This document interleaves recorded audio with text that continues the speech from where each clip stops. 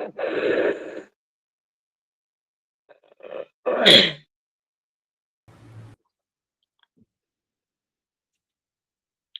morning. Good morning, Miss. Good morning, ma'am. Good morning, Miss. Good morning, ma'am. Good morning, Miss.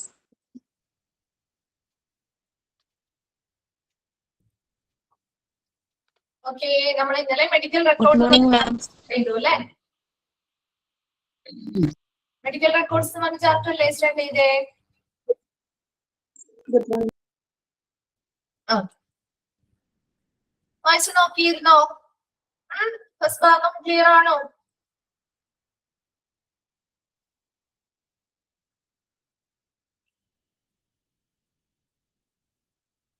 Okay.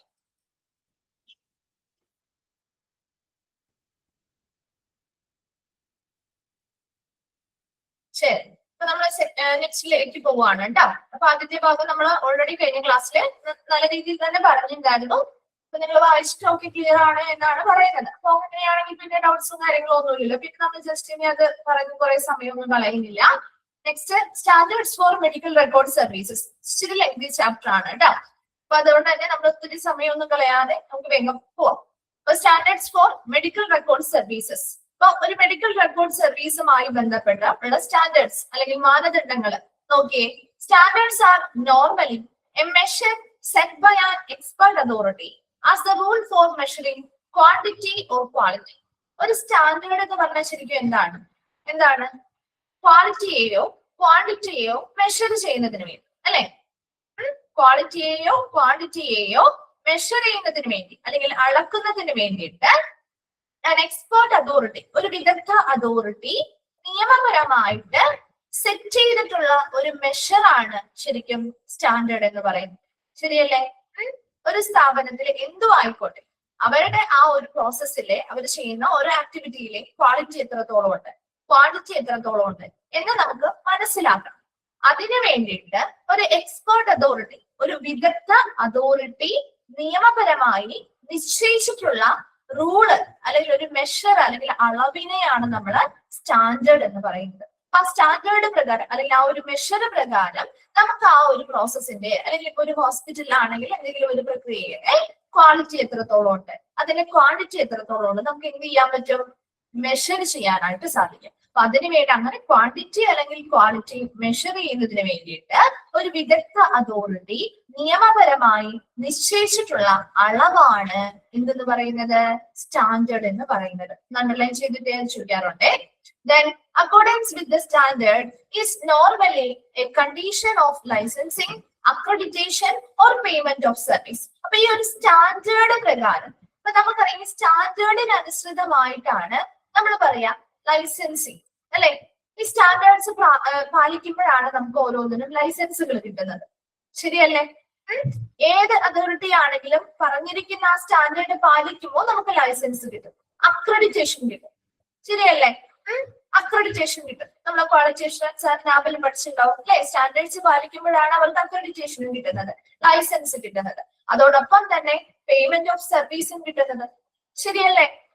ഒരു ഹോസ്പിറ്റലിൽ നിന്ന് അല്ലെങ്കിൽ ഏതൊരു സ്ഥാപനത്തിൽ നിന്നും അവർ തരുന്ന സർവീസുകളുടെ ക്വാളിറ്റിയും ക്വാണ്ടിറ്റിയും അനുസരിച്ചല്ലേ അവർക്ക് പേയ്മെന്റ് ഓഫ് സർവീസിന്റെ പേയ്മെന്റ് കിട്ടുക അല്ലെ? അപ്പൊ ഇതെല്ലാം ആ സ്റ്റാൻഡേർഡ് പ്രകാരം തന്നെ, ആ സ്റ്റാൻഡേർഡിനെ ബേസ് ചെയ്ത് തന്നെയാണ് ലൈസൻസിങ് ആയിക്കോട്ടെ, അക്രഡിറ്റേഷൻ ആയിക്കോട്ടെ, അല്ലെങ്കിൽ പേയ്മെന്റ് ഓഫ് സർവീസ് മുതലായ കണ്ടീഷൻസ് എല്ലാം നിലനിൽക്കുന്നത്. അടുത്ത പോയിന്റില് the hospital must keep medical records that are documented correctly and in a timely manner and are perfect and readily available for swift retrieval of information including statistical data. എപ്പോഴും ഒരു hospital ഇത്തരത്തിലുള്ള medical റെക്കോർഡുകൾ തയ്യാറാക്കുമ്പോഴും അത് maintain ചെയ്യുമ്പോഴും ഈ standards അല്ലെങ്കിൽ ഈ ക്വാളിറ്റിയും ക്വാണ്ടിറ്റിയും ഒക്കെ മെയിൻറ്റെയിൻ ചെയ്യണം. അപ്പൊ അതെപ്പോഴും നല്ല വ്യക്തമായിട്ടും കൃത്യമായിട്ടും അത് ഡോക്യുമെന്റ് ചെയ്യണം. വളരെ സമയബന്ധിതമായിട്ട് തന്നെ ഇത് ചെയ്യേണ്ടതായിട്ടുണ്ട്. അതുപോലെ തന്നെ വളരെ പെർഫെക്റ്റ് ആയിട്ട് ഇത് ചെയ്ത് വെക്കേണ്ടതായിട്ടുണ്ട്. അതോടൊപ്പം എന്തെങ്കിലും സ്റ്റാറ്റിസ്റ്റിക്കൽ ഡേറ്റ ആവശ്യമാണെങ്കിൽ, ഒരു പേഷ്യന്റുമായി ബന്ധപ്പെട്ട ഒരു ഡേറ്റ ആവശ്യമാണെങ്കിൽ നമുക്ക് പെട്ടെന്ന് അത് വീണ്ടെടുക്കാൻ പറ്റുന്ന രീതിയിൽ അത് മെയിൻറ്റെയിൻ ചെയ്യുക അല്ലെങ്കിൽ ഡോക്യുമെന്റ് ചെയ്ത് വെക്കുകയും വേണം. വേണ്ടേ? ഒരു പേഷ്യന്റുമായി ബന്ധപ്പെട്ട് എന്തെങ്കിലും വളരെ പെട്ടെന്ന് അവരുടെ ഇൻഫർമേഷൻസും ഹിസ്റ്ററിയും കിട്ടണമെങ്കിൽ നമുക്ക് പെട്ടെന്ന് എടുക്കാൻ പറ്റുന്ന അല്ലെങ്കിൽ വീണ്ടെടുക്കാൻ പറ്റുന്ന രീതിയിലായിരിക്കണം അത് സൂക്ഷിക്കേണ്ടത്, അല്ലെ? അപ്പൊ അങ്ങനെ ഒരു ഹോസ്പിറ്റൽ എപ്പോഴും ഒരു മെഡിക്കൽ റെക്കോർഡ് ഈ സ്റ്റാൻഡേർഡ് പ്രകാരം കൃത്യമായി ഡോക്യുമെന്റ് ചെയ്തിരിക്കണം. വളരെ സമയബന്ധിതമായിട്ട് തന്നെ പെർഫെക്റ്റ് ആയിട്ട് അത് ചെയ്തിരിക്കണം. അതുപോലെ ഒരാവശ്യമായിട്ടുള്ള ഡേറ്റാസ് ആവശ്യമായി വരുന്ന സമയത്ത് അത് പെട്ടെന്ന് നമുക്ക് എന്ത് ചെയ്യാൻ പറ്റണം, വേഗത്തിൽ തന്നെ അത് വീണ്ടെടുക്കാനും സാധിക്കുന്ന രീതിയിലായിരിക്കണം മെയിൻറ്റെയിൻ ചെയ്യേണ്ടത്. അപ്പോ സ്റ്റാൻഡേർഡ് എന്ന് പറഞ്ഞാൽ എന്തായിരുന്നു നമ്മൾ പറഞ്ഞത്? Normally a measure set by an expert authority as the rule for measuring quality or quantity.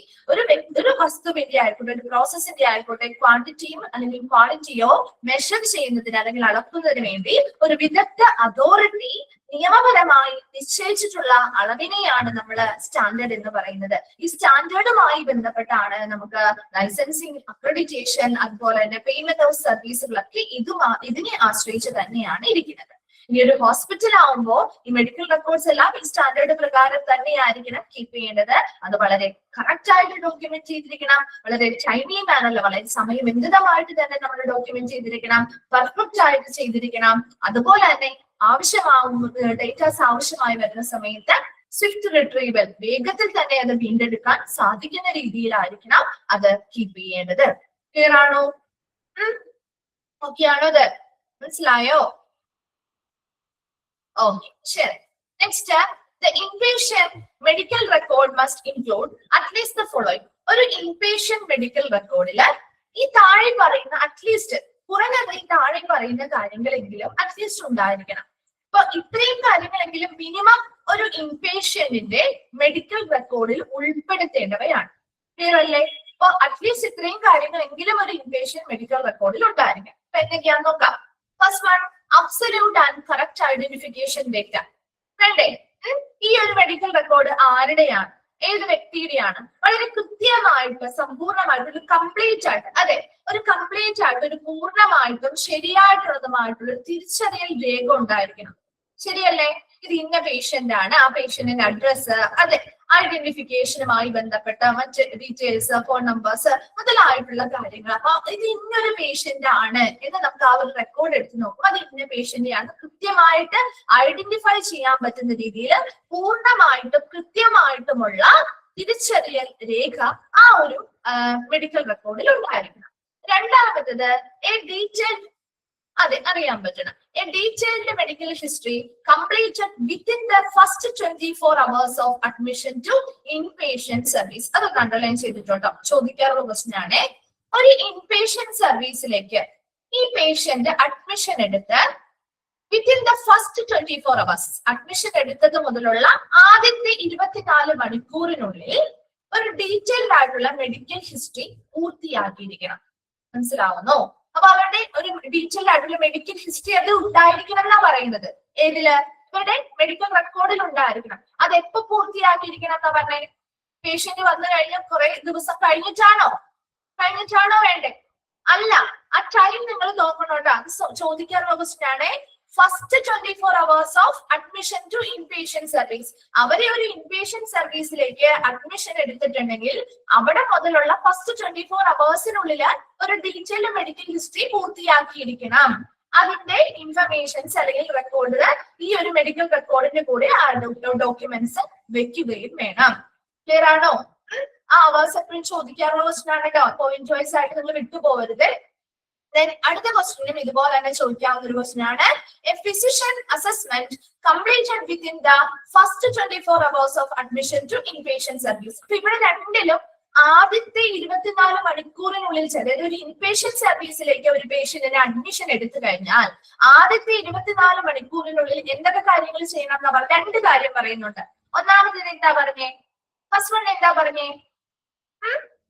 First one നമ്മൾ പഠിച്ചില്ലേ? ഏതാ? ഫസ്റ്റ് 24 hours ചെയ്യേണ്ടത് ഒരു ഡീറ്റെയിൽഡ് ആയിട്ടുള്ള മെഡിക്കൽ ഹിസ്റ്ററി കളക്ട് ചെയ്യുക, അത് ഇതിനോടൊപ്പം ചേർക്കുക, അല്ലെ? രണ്ടാമത്തത് എന്താ പറയുന്നത്? Physician assessment. ഡോക്ടറെ എന്ത് ചെയ്യുന്നു? ഇവരെ വിലയിരുത്തുന്നു. അത് അസസ്മെന്റ് പൂർത്തിയാക്കുന്നത് ആദ്യത്തെ 24 മണിക്കൂറിനുള്ളിൽ ചെയ്തിരിക്കണം. അതുമായി ബന്ധപ്പെട്ട റിപ്പോർട്ടുകളും നമ്മൾ ഈ ഒരു ഇൻപേഷ്യന്റ് മെഡിക്കൽ റെക്കോർഡിന്റെ ഭാഗമായിട്ട് സൂക്ഷിക്കും. ക്ലിയർ ആണോ? അപ്പൊ ആ 2 സെന്റൻസിലെയും ആ ടൈം ഒന്ന് അണ്ടർലൈൻ ചെയ്തിടണം കേട്ടോ. ഇപ്പോഴും ക്വസ്റ്റ്യൻ പേപ്പേഴ്സിൽ പ്രീവിയസ് ക്വസ്റ്റ്യൻ പേപ്പേഴ്സിൽ റിപ്പീറ്റ് ചെയ്ത് കാണാറുണ്ട്. ഈ പോയിന്റ് വൈസ് ആയതുകൊണ്ട് ചിലത് നമ്മൾ ശ്രദ്ധിക്കാതെ പോകും. അതുകൊണ്ടാണ് പിന്നെയും പറയുന്നത്. അപ്പോ ഫസ്റ്റ് ഒരു ഇൻപേഷ്യന്റ് സർവീസിലേക്ക് ഒരു പേഷ്യന്റിനെ അഡ്മിഷൻ എടുത്തു കഴിഞ്ഞാൽ ഫസ്റ്റ് 24 hours-നുള്ളിൽ 2 കാര്യങ്ങളാണ് നമ്മൾ രേഖപ്പെടുത്തുക. ഒന്നാമത്തത് ഡീറ്റെയിൽഡ് മെഡിക്കൽ ഹിസ്റ്ററി, അത് കംപ്ലീറ്റ് ചെയ്യും. അതുപോലെ തന്നെ ഫിസിഷ്യൻ അസസ്മെന്റ് പൂർത്തിയാക്കിയിരിക്കണം. ക്ലിയർ ആണോ?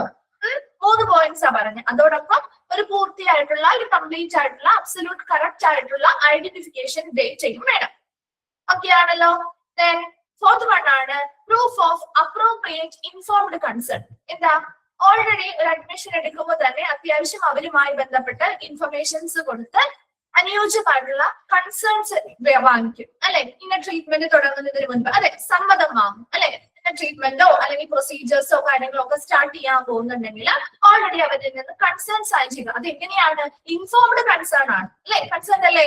അവരോട് എല്ലാ ഇൻഫർമേഷൻസ് പറഞ്ഞു കൊടുത്ത് അനുയോജ്യമായിട്ടുള്ള കൺസേൺ അവരിൽ നിന്ന് വാങ്ങുന്നതിന്റെ പ്രൂഫ് ഇതിന്റെ കൂടെ വെക്കണം. മനസ്സിലാവുന്നു? അവരിൽ നിന്ന് ആ സമ്മതം സൈൻ ചെയ്ത് വാങ്ങുന്നുണ്ടല്ലോ, അതിന്റെ പ്രൂഫ് ഈ ഒരു മെഡിക്കൽ റെക്കോർഡിന്റെ ഭാഗമായിട്ട് ഉണ്ടായിരിക്കണം. Next one statement of all diagnostic and therapeutic procedures. നമ്മൾ ആ ഒരു പേഷ്യന്റിന് എന്തൊക്കെ രോഗനിർണയവുമായി ബന്ധപ്പെട്ട് എന്തൊക്കെ ഡയഗ്നോസ്റ്റിക് പ്രൊസീജിയേഴ്സ് ചെയ്തിട്ടുണ്ടോ, അല്ലെങ്കിൽ തെറാപ്യൂട്ടിക് പ്രൊസീജിയർ ചികിത്സാപരമായിട്ടുള്ള എന്തെങ്കിലും ചെയ്തിട്ടുണ്ടോ, അവയുമായി ബന്ധപ്പെട്ട എല്ലാ സ്റ്റേറ്റ്മെന്റുകളും എന്തിനോടൊപ്പം ചേർത്തിരിക്കണം? അവരുടെ മെഡിക്കൽ റെക്കോർഡിന്റെ ഭാഗമായിട്ട് ഉണ്ടായിരിക്കണം. ക്ലിയർ ആണോ? രോഗനിർണയവുമായി ബന്ധപ്പെട്ട് ചെയ്ത കാര്യങ്ങള്, അതോടൊപ്പം തന്നെ ചികിത്സാപരമായിട്ട് നമ്മൾ ചെയ്ത പ്രൊസീജിയേഴ്സ് മുതലായവയുമായി ബന്ധപ്പെട്ട സ്റ്റേറ്റ്മെന്റുകൾ, പ്രസ്താവനകൾ എന്തിന്റെ കൂടെ ഉണ്ടായിരിക്കണം? ഈ മെഡിക്കൽ റെക്കോർഡിന്റെ ഭാഗമായിട്ട് ഉണ്ടായിരിക്കണം. ഓക്കെ. അടുത്തത് statement of pathology and clinical laboratory examination as well as radiology and nuclear medicine examination. അതുപോലെ തന്നെ ഇപ്പോ രോഗനിർണയം നടത്തുന്നതിന് വേണ്ടി അവരുടെ ഡിസീസ് എന്താണെന്ന് കണ്ടുപിടിക്കുന്നതിന് വേണ്ടി നമ്മൾ ലബോറട്ടറി എക്സാമിനേഷൻസ്, ലാബ് ടെസ്റ്റുകൾ ചെയ്തിട്ടുണ്ടാവും അല്ലെ. ഇല്ലേ? ലാബ് ടെസ്റ്റുകൾ ചെയ്യാം. റേഡിയോളജി ഡിപ്പാർട്ട്മെന്റ് വഴി എക്സ്റേയോ സ്കാനിങ്ങോ ഒക്കെ ചെയ്യാം അല്ലെ. എന്താണ്? പാത്തോളജി നമ്മുടെ സ്റ്റഡി ഓഫ് ഡിസീസ് ആണ് അല്ലെ. അപ്പൊ അത്തരത്തില് ഒരുപാട് ടെസ്റ്റുകൾ നമ്മൾ ചെയ്തിട്ടുണ്ടാവും. അപ്പൊ അത്തരത്തിലുള്ള ടെസ്റ്റുകൾ ഇപ്പൊ ന്യൂക്ലിയർ മെഡിസിൻ എക്സാമിന് CT ചെയ്തിട്ടുണ്ടാവും, MRI ചെയ്തിട്ടുണ്ടാവും. അതുപോലെ അഡ്വാൻസ്ഡ് ആയിട്ടുള്ള ചിലപ്പോ എന്താണ് പ്രൊസീജിയേഴ്സ് ചെയ്ത് നോക്കിയിട്ടുണ്ടാവും. അപ്പൊ അതുമായി ബന്ധപ്പെട്ട എല്ലാ തരത്തിലുമുള്ള പരിശോധനകൾ നടത്തിയതിന്റെ ഡീറ്റെയിൽ ആയിട്ടുള്ള ആ സ്റ്റേറ്റ്മെന്റുകളും എന്തിനോടൊപ്പം ഉണ്ടായിരിക്കണം? ഇവരുടെ മെഡിക്കൽ റെക്കോർഡിന്റെ ഭാഗമായിട്ട് ഉണ്ടായിരിക്കണം. അടുത്തത് consultation report and progress note. എന്താ? ഡോക്ടേഴ്സിന്റെ കൺസൾട്ടേഷനുമായി ബന്ധപ്പെട്ട റിപ്പോർട്ടുകൾ വേണം. അതുപോലെ ഈ ട്രീറ്റ്മെന്റും കാര്യങ്ങളും എടുക്കുന്നതിനോടൊപ്പം അവർക്ക് എത്രത്തോളം പ്രോഗ്രസ് ഉണ്ടാവുന്നുണ്ട്, പുരോഗതി ഉണ്ടാകുന്നുണ്ട്, അതുമായി ബന്ധപ്പെട്ട നോട്ട്സും ഉണ്ടായിരിക്കണം. ക്ലിയർ ആവുന്നുണ്ടോ? കൺസൾട്ടേഷനുമായി ബന്ധപ്പെട്ട റിപ്പോർട്ടുകൾ ഉണ്ടാവണം. അതുപോലെ അവർക്ക് എത്രത്തോളം ഒരു ട്രീറ്റ്മെന്റ് എടുത്തു അല്ലെങ്കിൽ ഒരു പ്രൊസീജിയർ എടുത്തു, അവർക്ക് എത്രത്തോളം പ്രോഗ്രസ് ഉണ്ടായി, പുരോഗതി ഉണ്ടായി, അതുമായി ബന്ധപ്പെട്ട നോട്ട്സും ഉണ്ടായിരിക്കണം. ദെൻ അടുത്തത് ഓപ്പറേറ്റീവ് ആൻഡ് അനസ്തീഷ്യ റിപ്പോർട്ട്. അത് എല്ലാ പേഷ്യൻസിനും ഉണ്ടാവണമെന്നില്ല അല്ലെ. ഇപ്പൊ വരുന്ന എല്ലാ പേഷ്യൻസിനും ഓപ്പറേഷൻസോ അനസ്തീഷ്യ കൊടുക്കേണ്ട ആവശ്യമൊന്നുമില്ലല്ലോ, ഇല്ല അല്ലെ. അപ്പൊ അത് ഓപ്പറേഷൻസോ കാര്യങ്ങളോ നടത്തുന്നത് അതുമായി ബന്ധപ്പെട്ട അനസ്തീഷ്യ നടത്തിയിട്ടുണ്ടെങ്കിൽ അത്തരത്തിലുള്ള റിപ്പോർട്ടുകൾ അങ്ങനെയുള്ള പേഷ്യൻസ് ഉണ്ടെങ്കിൽ അവരുടെ കൂടെ വെക്കാം എന്നുള്ളതാണ്. എല്ലാവർക്കും നമ്മൾ ഈ അനസ്തീഷ്യ കൊടുക്കുന്ന സാധാരണ ഇൻപേഷ്യന്റ് ആവുന്ന എല്ലാവർക്കും അത് വേണമെന്നില്ലല്ലോ. അപ്പൊ അങ്ങനെ സർജറിയും കാര്യങ്ങളും ചെയ്തിട്ടുണ്ട്, അതുമായി ബന്ധപ്പെട്ട അനസ്തീഷ്യ നമ്മൾ കൊടുത്തിട്ടുണ്ട്. അങ്ങനെയാണെങ്കിൽ അതിന്റെ റിപ്പോർട്ട് കൂടി ഇവരുടെ കൂടെ ഉണ്ടായിരിക്കണം. ക്ലിയർ അല്ലേ? ദെൻ അടുത്തത് ലാസ്റ്റ് വൺ ആണ് ഒരു ഡിസ്ചാർജ് സമ്മറി. അതെപ്പോഴാണ് കൊടുക്കുക വെക്കേണ്ടത്? Written at the termination of hospitalization അല്ലെ. ഹോസ്പിറ്റലിൽ ആ ഒരു ട്രീറ്റ്മെന്റ് നമ്മൾ അവസാനിപ്പിക്കും അല്ലെ. നമ്മൾ എപ്പോഴാണോ ഡിസ്ചാർജ് ചെയ്യുന്നത് അതിന് മുൻപായിട്ട് ഒരു ബ്രീഫ്ലി അവരുടെ ആ ഒരു വന്ന സമയം മുതൽ പോകുന്ന സമയം വരെയുള്ള കാര്യങ്ങൾ ഒന്ന് ചുരുക്കി വളരെ ബ്രീഫായിട്ട് നമ്മൾ എന്ത് ചെയ്യുന്നു? ഒരു സമ്മറൈസ് ചെയ്യുന്നു, സംഗ്രഹം ഉണ്ടാക്കുന്നു. ദ റീസൺ ഫോർ അതിൽ എന്തൊക്കെ ഉൾപ്പെടണം? അതെ, എന്തൊക്കെ കാര്യങ്ങൾ ഉൾപ്പെടണം? ദ റീസൺ ഫോർ ഹോസ്പിറ്റലൈസേഷൻ അല്ലെ. എന്തുകൊണ്ടാണ് അവർ ആ ഹോസ്പിറ്റലിൽ പ്രവേശിക്കാൻ കാരണം അല്ലെങ്കിൽ അഡ്മിഷൻ എടുക്കാനുള്ള കാരണം എന്താണ്?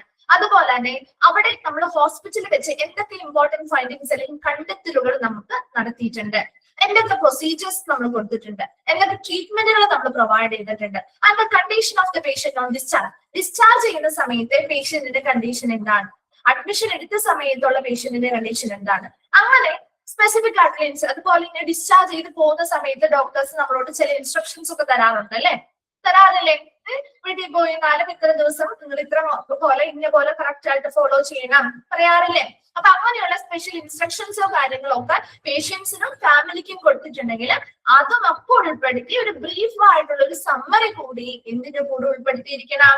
എന്തിന്റെ കൂടെ വെക്കണം? അവരുടെ മെഡിക്കൽ റെക്കോർഡിന്റെ കൂടെ ഉണ്ടായിരിക്കണം. ആ medical record should be confidentially guaranteed, presently authenticated, legible and complete. അപ്പൊ എപ്പോഴും ഒരു മെഡിക്കൽ റെക്കോർഡ് എന്ന് പറഞ്ഞാൽ ലീഗൽ ഡോക്യുമെന്റ് ആണ് നമ്മൾ പറഞ്ഞു അല്ലെ, ലീഗൽ റെക്കോർഡാണ്. അപ്പൊ അതുകൊണ്ട് തന്നെ ആ ഒരു ലീഗൽ റെക്കോർഡ് ആയതുകൊണ്ട് മെഡിക്കൽ റെക്കോർഡ് എപ്പോഴും കോൺഫിഡൻഷ്യലി ഗ്യാരണ്ടീഡ് ആയിരിക്കണം. എന്തായിരിക്കും? രഹസ്യ സ്വഭാവം എപ്പോഴും സൂക്ഷിക്കുന്നതായിരിക്കണം അല്ലെ. ഈ മെഡിക്കൽ റെക്കോർഡിലുള്ള കാര്യങ്ങൾ, ഒരു പേഷ്യന്റിനെ കുറിച്ചുള്ള മെഡിക്കൽ റെക്കോർഡിലുള്ള കാര്യങ്ങൾ പരസ്യമാക്കാൻ പാടുണ്ടോ? ഇല്ല അല്ലെ. ഇത് എത്ര വലിയ ആളാണെങ്കിലും അല്ലെങ്കിൽ ഏതൊരു വ്യക്തിയാണെങ്കിലും അവരുടെ സമ്മതമില്ലാതെ ഒരിക്കലും അത് എന്ത് ചെയ്യാൻ പാടില്ല, ഇൻഫർമേഷൻസ് പുറത്തുവിടാൻ പാടില്ല. അതുകൊണ്ട് തന്നെ അത് വളരെ കോൺഫിഡൻഷ്യൽ ആയിട്ട് രഹസ്യ സ്വഭാവത്തോടു കൂടി തന്നെ നമ്മൾ സൂക്ഷിക്കേണ്ടതായിരിക്കണം. അതുപോലെ തന്നെ നിലവിൽ നല്ല ആധികാരികതയുള്ളതും വ്യക്തവും അതുപോലെ തന്നെ പൂർണ്ണവുമായിരിക്കണം. അപ്പൊ അത് വളരെ ഇമ്പോർട്ടന്റ് ആണ്. ഇത്രയും പോയിന്റ്സ് നമ്മൾ എന്തുമായി ബന്ധപ്പെട്ട പറഞ്ഞേ? ഒരു ഇൻപേഷ്യന്റിന്റെ മെഡിക്കൽ റെക്കോർഡില് അറ്റ്ലീസ്റ്റ് കുറഞ്ഞത് ഈ പറയുന്ന കാര്യങ്ങളെങ്കിലും കുറഞ്ഞത് ഉണ്ടായിരിക്കണം. ഇതല്ലാതെ പിന്നെ വേറെയും കുറെ കാര്യങ്ങളുണ്ട്, അതൊന്നും ഇല്ലെങ്കിൽ പോലും മിനിമം ഇത്രയെങ്കിലും ഉണ്ടായിരിക്കണം. മനസ്സിലായോ? എന്തൊക്കെ കാര്യങ്ങളാണ് പറഞ്ഞത് ഒന്നുകൂടി വെച്ച് പറയാം. എന്താ? Absolute and correct identification data. എന്താ?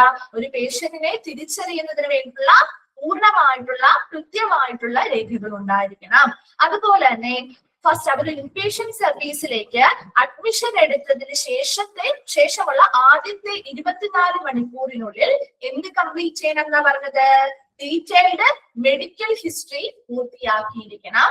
അതോടൊപ്പം തന്നെ രണ്ടാമതും അതേ രീതിയിൽ. അപ്പൊ ആ രണ്ടും നിങ്ങളൊന്ന് കണക്ട് ചെയ്ത് ഫസ്റ്റ് 24 hours ആണ് എന്നൊന്ന് മനസ്സിലാക്കി പഠിച്ചാൽ മതി കേട്ടോ. അപ്പൊ മാറിപ്പോയില്ല. രണ്ടൊന്ന് കണക്ട് ചെയ്ത് വെക്കാൻ വേണ്ടിയിട്ട് അത് മിസ് പറഞ്ഞു. അപ്പൊ രണ്ടിനും വേറെയാണോ എന്നൊരു രണ്ട് ക്വസ്റ്റ്യൻ വന്നാലും നിങ്ങൾക്ക് അപ്പൊ മാറിപ്പോവാൻ സാധ്യതയില്ല. അപ്പൊ ഒരേ സമയമാണ് അല്ലെ. ഫസ്റ്റ് 24 hours ഓഫ് അഡ്മിഷനുള്ളിൽ തന്നെ ഫിസിഷ്യന്റെ അസസ്മെന്റും പൂർത്തിയാക്കിയിരിക്കണം. അതുപോലെ തന്നെ അപ്രോപ്രിയേറ്റ് ആയിട്ടുള്ള ഇൻഫോംഡ് ആയിട്ടുള്ള കൺസേണിന്റെ പ്രൂഫ് വെക്കണം. അതുപോലെ ഡയഗ്നോസ്റ്റിക് ആയിട്ടുള്ള അല്ലെങ്കിൽ തെറാപ്യൂട്ടിക് പ്രൊസീജിയേഴ്സോ കാര്യങ്ങളോ ചെയ്തിട്ടുണ്ടെങ്കിൽ അതിന്റെ സ്റ്റേറ്റ്മെന്റ്, അതുപോലെ ഇപ്പോ രോഗനിർണയം നടത്തുന്നതുമായി ബന്ധപ്പെട്ട് ക്ലിനിക്കൽ ലബോറട്ടറി എക്സാമിനേഷൻസോ റേഡിയോളജിയുമായി ബന്ധപ്പെട്ടോ ന്യൂക്ലിയർ മെഡിസിൻ എക്സാമിനേഷൻസോ ഉണ്ടെങ്കിൽ അതിന്റെ റിപ്പോർട്ടുകള്, അതുപോലെ തന്നെ കൺസൾട്ടേഷനുമായി ബന്ധപ്പെട്ട റിപ്പോർട്ടുകള്, പ്രോഗ്രസ് നോട്ട് അല്ലെങ്കിൽ പുരോഗതി കുറിപ്പുകള്, അതുപോലെ ഓപ്പറേഷൻസ് അല്ലെങ്കിൽ സർജറീസോ കാര്യങ്ങളോ ഉണ്ടെങ്കിൽ അതുമായി ബന്ധപ്പെട്ട റിപ്പോർട്ട്, അനസ്തീഷ്യയുമായി ബന്ധപ്പെട്ട റിപ്പോർട്ടുകള്, അതുപോലെ തന്നെ നെക്സ്റ്റ് എന്താ നമ്മൾ പറഞ്ഞേ? ഒരു ഡിസ്ചാർജ് സമ്മറി അല്ലെ. അത് ടെർമിനേഷൻ ഓഫ് ഹോസ്പിറ്റലൈസേഷന്റെ ആ ഒരു ഹോസ്പിറ്റലൈസേഷൻ അവസാനിക്കുമ്പോൾ നമ്മൾ പൂർത്തിയാക്കി അല്ലെങ്കിൽ നമ്മൾ തയ്യാറാക്കി വെക്കേണ്ടതാണ്. അത് വളരെ ബ്രീഫായിട്ട് എന്ത് ചെയ്യുന്നു? ആ പേഷ്യന്റ് അഡ്മിഷൻ എടുത്ത സമയം മുതൽ അല്ലെങ്കിൽ ഹോസ്പിറ്റലിലേക്ക് വന്ന സമയം മുതൽ ഇപ്പൊ പോകുന്ന സമയം വരെയുള്ള എല്ലാ കാര്യങ്ങളും ഉൾപ്പെടുത്തിക്കൊണ്ടായിരിക്കണം അത് തയ്യാറാക്കേണ്ടത്. അതെങ്ങനെ ഹോസ്പിറ്റലൈസേഷൻ ഉണ്ടാവാനുള്ള കാരണം എന്താണ്, ഇമ്പോർട്ടന്റ് ആയിട്ടുള്ള കണ്ടുപിടുത്തങ്ങൾ എന്തൊക്കെയുണ്ടായിരുന്നു, എന്തൊക്കെ പ്രൊസീജിയേഴ്സും ട്രീറ്റ്മെന്റുകളും നമ്മൾ ചെയ്തു, ആ ഒരു പേഷ്യന്റിന്റെ ഡിസ്ചാർജ് സമയത്തുള്ള കണ്ടീഷൻ എന്തൊക്കെയാണ്, സ്പെസിഫിക് ഇൻസ്ട്രക്ഷൻസ് പേഷ്യൻസിനോ ഫാമിലിക്ക് കൊടുത്തിട്ടുണ്ടെങ്കിൽ അതുമായി ബന്ധപ്പെട്ട കാര്യങ്ങൾ, അങ്ങനെ എല്ലാം ഉൾപ്പെടുത്തിക്കൊണ്ട് ഒരു ബ്രീഫ് ആയിട്ടുള്ള സമ്മറിയാണ് നമ്മുടെ ഡിസ്ചാർജ് സമ്മറിയിൽ ഉൾപ്പെടുത്തുക. അതുപോലെ തന്നെ എപ്പോഴും ഒരു മെഡിക്കൽ റെക്കോർഡ് എന്ന് പറഞ്ഞാൽ വളരെ കോൺഫിഡൻഷ്യൽ ആയിരിക്കണം, രഹസ്യ സ്വഭാവം കീപ്പ് ചെയ്യുന്നതായിരിക്കണം, വളരെ ആധികാരികതയുള്ളതും അതുപോലെ തന്നെ വളരെ കംപ്ലീറ്റ് ആയിട്ട് പൂർണ്ണമായിട്ടുള്ള ഒരു മെഡിക്കൽ റെക്കോർഡ് ആയിരിക്കണം എപ്പോഴും കീപ്പ് ചെയ്യേണ്ടത്. ക്ലിയർ ആണോ? ഓക്കെ ആണോ? അപ്പൊ ആ രണ്ട് ഭാഗം ഒന്ന് വേഗം വായിച്ചു നോക്കിയേ. സ്റ്റാൻഡേർഡ്സുമായി ബന്ധപ്പെട്ട കാര്യങ്ങൾ നമ്മൾ പറഞ്ഞു, അതുപോലെ തന്നെ ഇൻപേഷ്യന്റ് മെഡിക്കൽ റെക്കോർഡിൽ അറ്റ്ലീസ്റ്റ് ഉൾപ്പെടേണ്ട കാര്യങ്ങളും പറഞ്ഞു. രണ്ടും ഒന്ന് വേഗം ഒന്ന് പറഞ്ഞേ.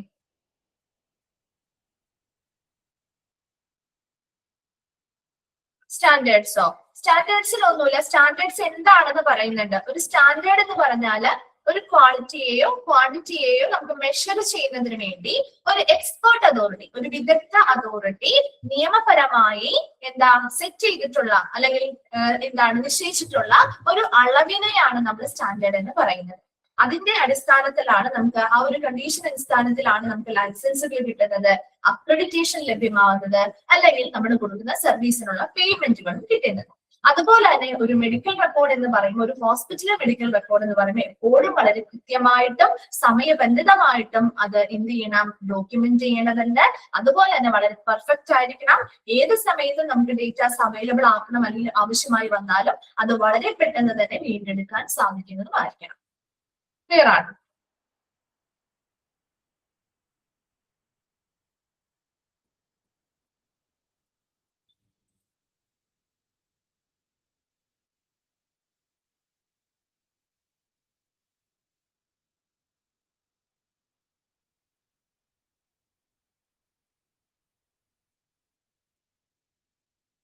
ഓക്കെ, വായിച്ചോ? വായിച്ചു കഴിഞ്ഞവരൊന്ന് റിപ്ലൈ ചെയ്യണം കേട്ടോ.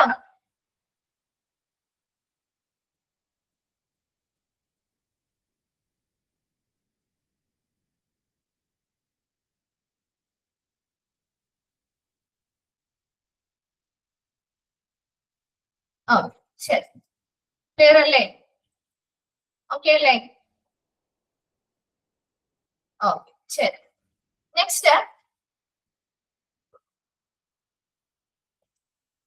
Medical record policy. മെഡിക്കൽ റെക്കോർഡ്സുമായി ബന്ധപ്പെട്ട കുറച്ച് പോളിസി അല്ലെങ്കിൽ നയങ്ങളാണ് പറയുന്നത് കേട്ടോ. ഇതൊക്കെ നിങ്ങൾക്ക് എളുപ്പമായിരിക്കും. ഈ ഭാഗമൊക്കെ നമ്മളൊക്കെ പരിചയമുള്ള കുറെ കാര്യങ്ങളൊക്കെ തന്നെ ആദ്യത്തെ ഭാഗത്തൊക്കെ പറയും.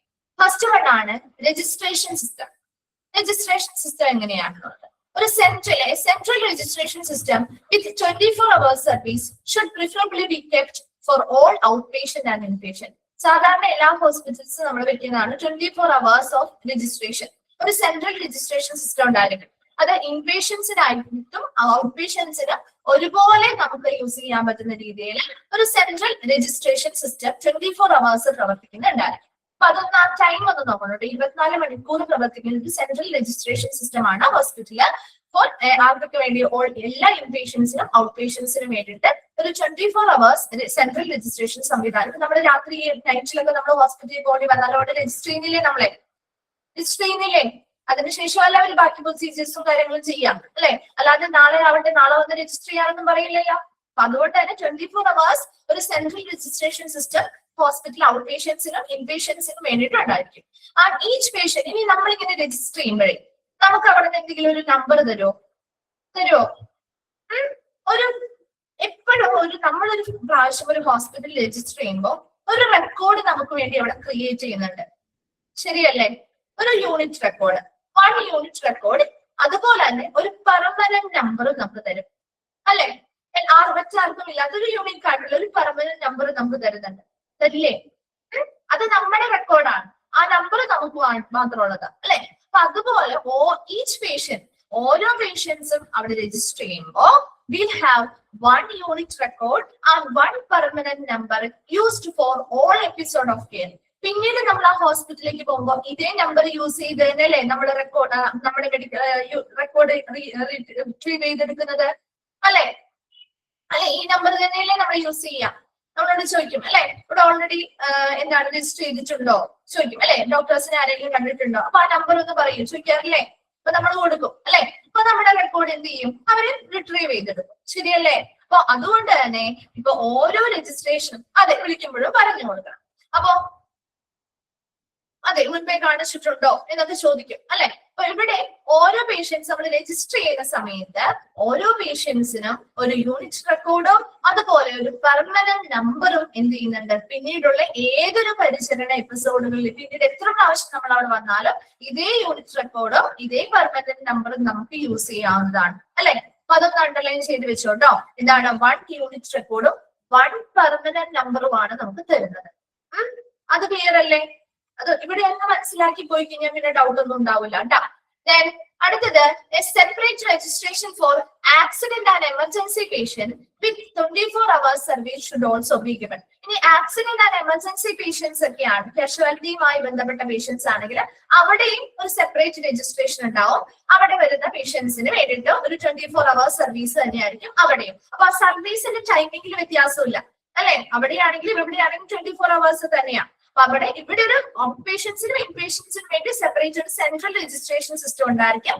അതുപോലെ തന്നെ ആക്സിഡന്റ് ആൻഡ് എമർജൻസി പേഷ്യൻസിനാണെങ്കിൽ അവർക്ക് സെപ്പറേറ്റ് ആയിട്ടായിരിക്കും ഏതൊരു പേഷ്യന്റ് ആണെങ്കിലും പുതിയൊരു രജിസ്ട്രേഷൻ ആണ് ചെയ്യുന്നതെങ്കിൽ അവർക്കൊരു യൂണിറ്റ് റെക്കോർഡും ഒരു പെർമനന്റ് നമ്പറും കിട്ടും. ക്ലിയർ ആണ്? രജിസ്ട്രേഷൻ സിസ്റ്റം മനസ്സിലായോ? ശരി, ഇതൊക്കെ നമ്മൾ കേട്ട് കണ്ടിട്ടുള്ള കാര്യങ്ങളല്ലേ അല്ലെ? ഇതിൽ വേറെ വ്യത്യാസങ്ങളൊന്നും വരുന്നില്ല. ഇനി നമ്പറിംഗ് സിസ്റ്റം. അടുത്ത നമ്പറിംഗ് സിസ്റ്റം എങ്ങനെയാണ്? 6 digit numbers are normally used for outpatients and inpatients. ഔട്ട്പേഷ്യൻസിനും ഇൻപേഷ്യൻസിനുമായിട്ട് നമ്മൾ രജിസ്റ്റർ ചെയ്യുമ്പോൾ നമുക്കൊരു നമ്പർ തരുമെന്ന് പറഞ്ഞില്ലേ? പെർമനന്റ് നമ്പർ തരുമെന്ന് പറഞ്ഞില്ലേ? സാധാരണ അത് 6 ഡിജിറ്റ് നമ്പേഴ്സ് ആണ് നമുക്ക് തരിക. 6 ഡിജിറ്റ് നമ്പേഴ്സ് ആണ് സാധാരണയായിട്ട് നോർമലി ഔട്ട്പേഷ്യൻസിനും ഇൻപേഷ്യൻസിനും നൽകുന്നത്. ആ 6 ഡിജിറ്റ് നമ്പേഴ്സ് ഒന്ന് അണ്ടർലൈൻ ചെയ്തിട്ടേ അത് ചോദിക്കാറുണ്ട് കേട്ടോ. മാറിപ്പോകരുത്. 3 ആണോ 4 ആണോ 10 ആണോ എന്നൊക്കെ ചോദിക്കും. ഏതാണ്? 6 ഡിജിറ്റ് നമ്പേഴ്സ് ആണ് നോർമലി ഔട്ട് പേഷ്യൻസിനും ഇൻപേഷ്യൻസിനും കൊടുക്കുന്നത്. ഇനി A new patient get A new hospital number only at the first time of registration. ശരിയല്ലേ? നമ്മൾ ഒരു ഹോസ്പിറ്റലിലേക്ക് ആദ്യം നമ്മൾ രജിസ്റ്റർ ചെയ്യുമ്പോൾ മാത്രമല്ലേ നമുക്കൊരു പുതിയ ഹോസ്പിറ്റൽ നമ്പർ തരുള്ളൂ അല്ലെ? എല്ലാ പ്രാവശ്യം ചെല്ലുമ്പോഴും പുതിയ നമ്പർ തരുമോ അവര്? ഇല്ല അല്ലെ? ഒരു പേഷ്യന്റ് ഫസ്റ്റ് ടൈം ആ ഹോസ്പിറ്റലിൽ ചെന്ന് രജിസ്റ്റർ ചെയ്യുമ്പോൾ ആ സമയത്താണ് ഒരു പുതിയ പേഷ്യന്റ് ആണെന്ന് മനസ്സിലാക്കുന്നതും അവർക്കൊരു പുതിയ ഹോസ്പിറ്റൽ നമ്പർ കൊടുക്കുന്നതും അല്ലെ? അത് സാധാരണയായിട്ട് 6 ഡിജിറ്റ് നമ്പേഴ്സ് ആണ് യൂസ് ചെയ്യുക. ക്ലിയർ ആണോ? അത് നമ്പറിംഗ് സിസ്റ്റം മനസ്സിലായോ? ഇപ്പോ രജിസ്ട്രേഷൻ സിസ്റ്റം പറഞ്ഞു, നമ്പറിംഗ് സിസ്റ്റം പറഞ്ഞു. അത് രണ്ടും ഓക്കെ അല്ലേ? മാറൂലല്ലോ? ഓക്കെ, ശരി. നെക്സ്റ്റ്, പേഷ്യന്റ് മാസ്റ്റർ ഇൻഡെക്സ് എന്ന് വെച്ചാല് the patient master index is designed with the important identification information for each new patient registered in the central registration area and are filed in an alphabetical order in the manual system and electronically through computer. എന്താണ് ഒരു patient master index എന്ന് പറഞ്ഞാൽ? Is design with important identification information. അതായത് പുതിയതായിട്ട് നമ്മള് central registration ഏരിയയിൽ register ചെയ്ത് വരുന്ന ഓരോ പുതിയ പേഷ്യൻസിനും, നമ്മുടെ പുതിയ പേഷ്യൻസ് ആണ് സെൻട്രൽ രജിസ്ട്രേഷൻ ഏരിയയിൽ എന്ത് ചെയ്യുന്നത്? രജിസ്റ്റർ ചെയ്യുന്നത്.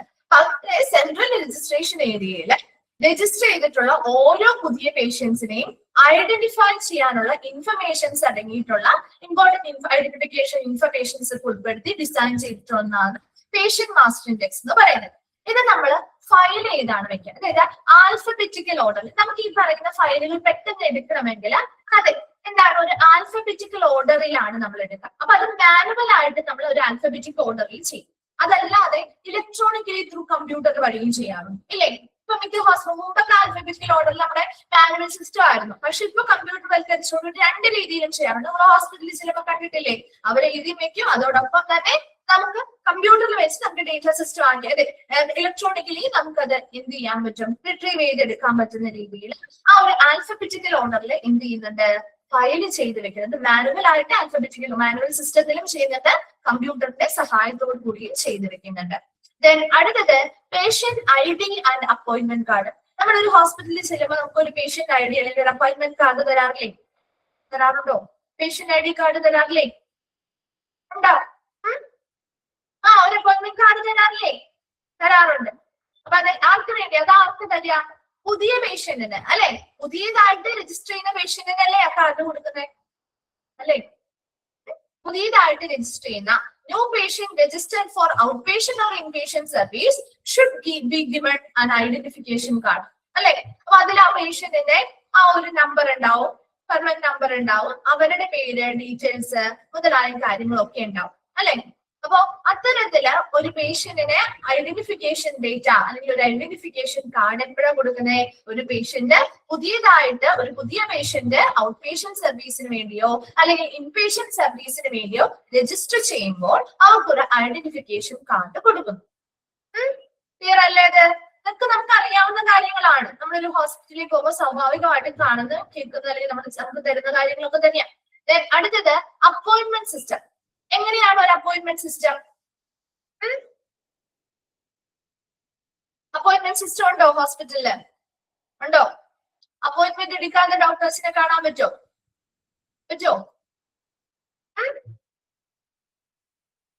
അപ്പോയിന്റ്മെന്റ് സിസ്റ്റം ഉണ്ട് അല്ലെ? എപ്പോഴാണ്? ഇപ്പൊ നേരിട്ട് പോയി നമ്മൾ അപ്പോയിന്റ്മെന്റ് എടുക്കാറുണ്ട് അല്ലേ? അല്ലെങ്കിൽ അതെ ബുക്കിംഗ് ത്രൂ ചെയ്യാറുണ്ട് അല്ലെ. ഓൺലൈനായിട്ട് നമുക്ക് ഓൺലൈൻ ബുക്ക് ചെയ്യാം, അല്ലെങ്കിൽ ഫോൺ കോളിലൂടെ നമുക്ക് ബുക്ക് ചെയ്യാം അല്ലെ. അപ്പൊ അങ്ങനെ അല്ലെങ്കിൽ നേരിട്ട് ചെന്ന് നമ്മൾ അവിടെ ബുക്ക് ചെയ്യും അല്ലെ, അപ്പോയിന്റ്മെന്റ് എടുക്കും. ശരിയല്ലേ? അപ്പൊ എപ്പോഴാണെങ്കിലും ഒരു ബുക്കിംഗ് സിസ്റ്റം അല്ലെങ്കിൽ ഒരു അപ്പോയിന്റ്മെന്റ് സംവിധാനത്തിലൂടെയാണ് ഒരു ഹോസ്പിറ്റലിലെ ഡോക്ടേഴ്സിനെ നമുക്ക് കാണാനായിട്ട് സാധിക്കും അല്ലെ. അപ്പൊ അപ്പോയിന്റ്മെന്റ് സിസ്റ്റം അത് തന്നെ പറയുന്നുള്ളൂ. ഇനി ഏതൊക്കെ സമയങ്ങളിൽ നമുക്ക് അപ്പോയിന്റ്മെന്റ് വേണ്ടാത്ത സാഹചര്യങ്ങളുണ്ടോ? ഉണ്ടോ? ചില സന്ദർഭങ്ങളിൽ നമുക്ക് അപ്പോയിന്റ്മെന്റ് എടുക്കാനുള്ള സമയമൊന്നും ഉണ്ടാവില്ല. ഏതൊക്കെ സമയത്താ? അതെ, ഒരു എമർജൻസി സിറ്റുവേഷൻ വരുന്ന സമയത്ത്. അപ്പൊ നമ്മൾ അപ്പോയിന്റ്മെന്റ് എടുത്തിട്ട് ഡോക്ടറെ കാണാൻ നമുക്ക് പറയാൻ പറ്റുമോ? ഇല്ല. ഏറ്റവും ഇമ്പോർട്ടന്റ് ആയിട്ട് ആ പേഷ്യന്റിനെ രക്ഷിക്കാനുള്ള പ്രവർത്തനങ്ങൾ ചെയ്യാന്നുള്ളതാ അല്ലെ. അപ്പൊ ആ സമയത്ത് നമുക്ക് അപ്പോയിന്റ്മെന്റ് എടുക്കാനൊന്നും നമുക്ക് അറിയില്ല. അതുപോലെ തന്നെ രണ്ടാമത്തെ ഒരു കണ്ടീഷൻ എന്തായിരിക്കും? ലേബറുമായി ബന്ധപ്പെട്ട്, പ്രസവവുമായി ബന്ധപ്പെട്ട് അല്ലെ. അതിന് നമുക്ക് നേരത്തെ അപ്പോയിന്റ്മെന്റ് എടുത്തു വെക്കാൻ പറ്റുമോ? ഏത് സമയമാണ് എപ്പോഴാണ് നമുക്ക് പ്രെഡിക്റ്റ് ചെയ്യാൻ പറ്റില്ല അല്ലെ. അപ്പൊ അത്തരത്തിലുള്ള കുറച്ച് എക്സെപ്ഷൻസ് ഉണ്ട്. അല്ലാതെ ബാക്കി ഏത് കേസിനും നമ്മൾ എന്ത് ചെയ്യണം? ഡോക്ടറിനെ മുൻകൂട്ടിയോ അല്ലെങ്കിൽ അന്നേ ദിവസം നമ്മൾ നേരിട്ട് ചെന്നോ അപ്പോയിന്റ്മെന്റ് എടുത്ത് തന്നെയാണ് നമ്മൾ ഡോക്ടറിനെ കൺസൾട്ട് ചെയ്യുക. അപ്പൊ ആ ഒരു സംവിധാനം ഏതൊരു ഹോസ്പിറ്റലും എന്ത് ചെയ്യുന്നുണ്ട്? ഫോളോ ചെയ്യുന്നുണ്ട്. അപ്പൊ അപ്പോയിന്റ്മെന്റ് സിസ്റ്റത്തിൽ ഈ രണ്ട് കാര്യങ്ങളെ പറയുന്നുള്ളൂ കേട്ടോ. Okay, in all referral of speciality hospital the appointment system should be practiced. Appointment system എപ്പോഴും ഫോളോ ചെയ്യുന്നുണ്ട്. Then all patient must be noticed that the appointment system except labor and emergency case. ലേബറിന്റെ സമയങ്ങളിൽ അല്ലെങ്കിൽ emergency cases പോലെയുള്ളവ മാത്രമേ ഒഴിച്ചു നിർത്തുന്നുള്ളൂ. ബാക്കി എല്ലാ പേഷ്യൻസിനും ആ ഒരു അപ്പോയിന്റ്മെന്റ് സിസ്റ്റം ഫോളോ ചെയ്യുന്നുണ്ട്. ക്ലിയർ അല്ലേ? ഓക്കെ അല്ലേ? ഓക്കെ ആണോ? ഇവിടെ വരെ ഓക്കെ ആണോ? ശരി. Next investigation report. നോക്കിയേ, ഇപ്പൊ ഒരു ഇൻവെസ്റ്റിഗേഷൻ നമ്മളൊരു ഹോസ്പിറ്റലിൽ ചെന്നു, നമ്മളൊരു ഔട്ട് പേഷ്യന്റ് ആയിട്ടാ ചെന്നിരിക്കുന്നതെന്ന് വിചാരിക്കാം. അപ്പൊ നമുക്കിപ്പോ ഡോക്ടറെ കണ്ടു. ഡോക്ടർ ചിലപ്പോ എന്തെങ്കിലും ലാബ് റിപ്പോർട്ടുകൾ അല്ലെങ്കിൽ ചിലപ്പോ ബ്ലഡ് ടെസ്റ്റ് ചെയ്യാനോ യൂറിനോ ടെസ്റ്റ് ചെയ്യാൻ തന്നിട്ടുണ്ടെന്ന് വിചാരിക്കും, അല്ലെങ്കിൽ ഒരു എക്സ്റേയോ കാര്യങ്ങളോ തന്നിട്ടുണ്ടെന്ന് വിചാരിക്കും. അപ്പോ നമ്മളത് ചെയ്തു. അത് കഴിഞ്ഞിട്ട് അന്നേ ദിവസം തന്നെ നമ്മൾ ചിലപ്പോൾ ഡോക്ടറെ കൺസൾട്ട് ചെയ്തിട്ടുണ്ടാകും. കുറച്ച് മണിക്കൂറുകൾക്കുള്ളിൽ റിസൾട്ട് കിട്ടുകയാണെങ്കിൽ നമുക്ക് അന്നത്തെ ദിവസം തന്നെ ചിലപ്പോൾ ഡോക്ടറെ കണ്ടിട്ടായിരിക്കും നമ്മൾ തിരിച്ചേ പോലെ അല്ലെ. അപ്പൊ ആ പോരുന്ന സമയത്ത് നമ്മുടെ കയ്യിൽ സാധാരണ റിസൾട്ട് തന്നുവിടാറുണ്ടോ? നമ്മൾ ചെയ്ത റിസൾട്ടുകൾ തന്നുവിടാറുണ്ടോ? ഇല്ല. അത് അവരുടെ മെഡിക്കൽ റെക്കോർഡിന്റെ ഭാഗമായിട്ട് വെക്കുകയാണ് ചെയ്യാം അല്ലെ. അത് ആരായിരിക്കും ചെയ്യാം? ഡോക്ടർ ആയിരിക്കോ? ചില ഹോസ്പിറ്റലിൽ നമ്മൾ ആവശ്യപ്പെടുമ്പോഴാ തരാ അല്ലെ. സാധാരണ നമ്മളോട് ചോദിക്കും, വേണോ നിങ്ങളുടെ കയ്യിലേക്ക് നിങ്ങൾക്ക് കോപ്പി വേണോ എന്ന് ചോദിച്ചിട്ട് നമ്മൾ ഓക്കെ ആണെങ്കിൽ നമ്മൾ അതിന്റെ പേയ്മെന്റ് കൂടി കൊടുത്തിട്ട് നമുക്ക് തരും അല്ലെ. ഇപ്പൊ എക്സ്റേ ഒക്കെ ആണെങ്കിൽ അതിന്റെ ഫിലിംസ് ഒക്കെ കിട്ടണമെങ്കിൽ നമ്മൾ ആ ഒരു പേയ്മെന്റ് അടിക്കുകയാണെങ്കിൽ നമുക്ക് തരും. അതിന്റെ കോപ്പി ഓൾറെഡി അവരോട് വെക്കുകയും ചെയ്യും. അതിന്റെ ഒരു കോപ്പിയാണ് നമുക്ക് തരാം. അപ്പോ ഇവിടെ അതാരായിരിക്കും ചെയ്യുന്നത്? അതാണ് ഒന്നാമതായിട്ട് പറയുന്നത്. Diagnostic reports of outpatients should be accepted and scaled by the medical record department in the specific patient record. മനസ്സിലായോ? അവിടെ ആരാ? മെഡിക്കൽ റെക്കോർഡ് ഡിപ്പാർട്ട്മെന്റിലുള്ള സ്റ്റാഫുകളാണ് അത് ചെയ്യുന്നത്. വാർഡ് ക്ലർക്ക് നേഴ്സ് ചെയ്യുന്നത് എന്താണ്? ഇൻപേഷ്യൻസിന്റെയാണ് ഡയഗ്നോസ്റ്റിക് റിപ്പോർട്ടുകൾ. അങ്ങനെയുള്ള കാര്യങ്ങളെല്ലാം അത് അക്സെപ്റ്റ് ചെയ്യുന്നതും സ്കെയിൽ ചെയ്യുന്നതും ഓൺ ദ വാർഡിലെ ആരാണ്? വാർഡ് ക്ലർക്ക്, അതുപോലെ തന്നെ നേഴ്സ്. അതെ, അഡ്മിനിസ്ട്രേഷൻ സ്റ്റാഫ് തന്നെയാണ് ഉദ്ദേശിക്കുന്നത് കേട്ടോ. അപ്പൊ വാർഡ് ക്ലർക്ക് നേഴ്സ് ആയിരിക്കും ചെയ്യുക. അപ്പൊ അങ്ങനെ ഇവിടെ എല്ലാ കാര്യത്തിനും ഇവിടെ എല്ലാത്തിനും ഓരോ പോളിസി ഉണ്ട് അല്ലെ. കൃത്യമായിട്ട് ഒരു ഓർഡറിലാണ്. അതാണ് നമുക്ക് ഇവിടെ പഠിക്കാനുള്ളതും കേട്ടോ. കൃത്യമായ ഒരു മെഡിക്കൽ റെക്കോർഡുമായി ബന്ധപ്പെട്ട കാര്യങ്ങൾ എപ്പോഴും ഒരു ചിട്ടയായ രീതിയിൽ തന്നെ കൈകാര്യം. ഇതിന് എല്ലാത്തിനും ഓരോ പോളിസി ഉണ്ട്. അതിനപ്പുറത്തേക്ക് നമ്മൾ എന്ത് ചെയ്യുന്നില്ല, വേറൊരു കാര്യവും ചെയ്യാൻ പാടില്ല. അപ്പൊ ആ ഒരു പോളിസി കൃത്യമായിട്ട് എല്ലാ കാര്യങ്ങളിലും ഫോളോ ചെയ്ത് പോരണം എന്ന രീതിയിൽ അത് മനസ്സിലാക്കാൻ വേണ്ടിയിട്ടാണ് ഇത് ഓരോന്നും നമ്മൾ പഠിക്കുന്നത് കേട്ടോ. ഇനി നമ്മൾ ഇത് കുറച്ച് ഭാഗം കഴിയുമ്പോൾ നമ്മൾ ഓരോ മെഡിക്കൽ റെക്കോർഡിന്റെയും ഉള്ളിലുള്ള കുറെ കാര്യങ്ങളുണ്ടല്ലോ, അത്തരം കാര്യങ്ങളിലേക്ക് നമ്മൾ ഇനി കിടക്കുള്ളൂ. അപ്പൊ അതുമായി അതിന് മുൻപായിട്ട് നമുക്ക് കുറച്ച് കാര്യങ്ങളൊന്ന് മനസ്സിലാക്കി വെച്ചിട്ട് പോകാൻ വേണ്ടിയിട്ടാണ് ഇതൊക്കെ ഒരു ഇൻട്രൊഡക്ഷൻ പോലെ പറഞ്ഞു വരുന്നത് കേട്ടോ. So diagnostic reports of outpatient should be accepted and scaled by the medical record department in the specific patient record. അതുപോലെ തന്നെ inpatient diagnostic report should be accepted and scaled on the ward by ward clerk or nurse. ആ രണ്ടാമത്തെ ചോദിക്കാറുണ്ട് കേട്ടോ. Ward clerk അല്ലെങ്കിൽ nurse ആണ് ഇത് ചെയ്യാറ്. അത് പേഷ്യന്റ് ആ ഒരു സെന്റൻസ് അങ്ങനെ തന്നെ ഒന്ന് അണ്ടർലൈൻ ചെയ്തു. അത് ഞാൻ ചോദിച്ചു കണ്ടിട്ടുണ്ട് മിസ്. ക്വസ്റ്റ്യൻ പേപ്പേഴ്സിൽ കണ്ടിട്ടുണ്ട് കേട്ടോ. അപ്പൊ അതൊന്ന് അങ്ങനെ തന്നെ ഒന്ന് അണ്ടർലൈൻ ചെയ്തിട്ടുണ്ട് കേട്ടോ. അടുത്തത് ഒരു ഹെൽത്ത് സെന്ററുമായി ബന്ധപ്പെട്ടാണ്. നോക്കിയേ, the health centre of clinic normally direct patients to the hospital with a referral letter. നമ്മളൊരു ഹെൽത്ത് സെന്ററിൽ അല്ലെങ്കിൽ ഒരു ക്ലിനിക്കിൽ പോയി അവിടെ ചെന്ന് കഴിയുമ്പോൾ അവിടുത്തെ ഫെസിലിറ്റീസ് മതിയാവുന്നില്ല നമുക്ക് തരാൻ, അല്ലെങ്കിൽ നമ്മുടെ രോഗത്തിന്റെ തീവ്രതയ്ക്ക് അനുസരിച്ച് അവിടുത്തെ ഫെസിലിറ്റി പോരാ.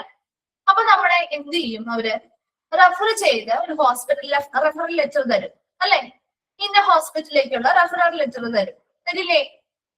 അതുകൊണ്ടാണ് നമ്മൾ ഈ ഹോസ്പിറ്റലിലേക്ക് വരിക ആണല്ലോ. അതെ, റെക്കമെൻഡ് ചെയ്യും. അപ്പൊ ആ റെഫറൽ ലെറ്ററുമായിട്ട് നമ്മൾ വരും.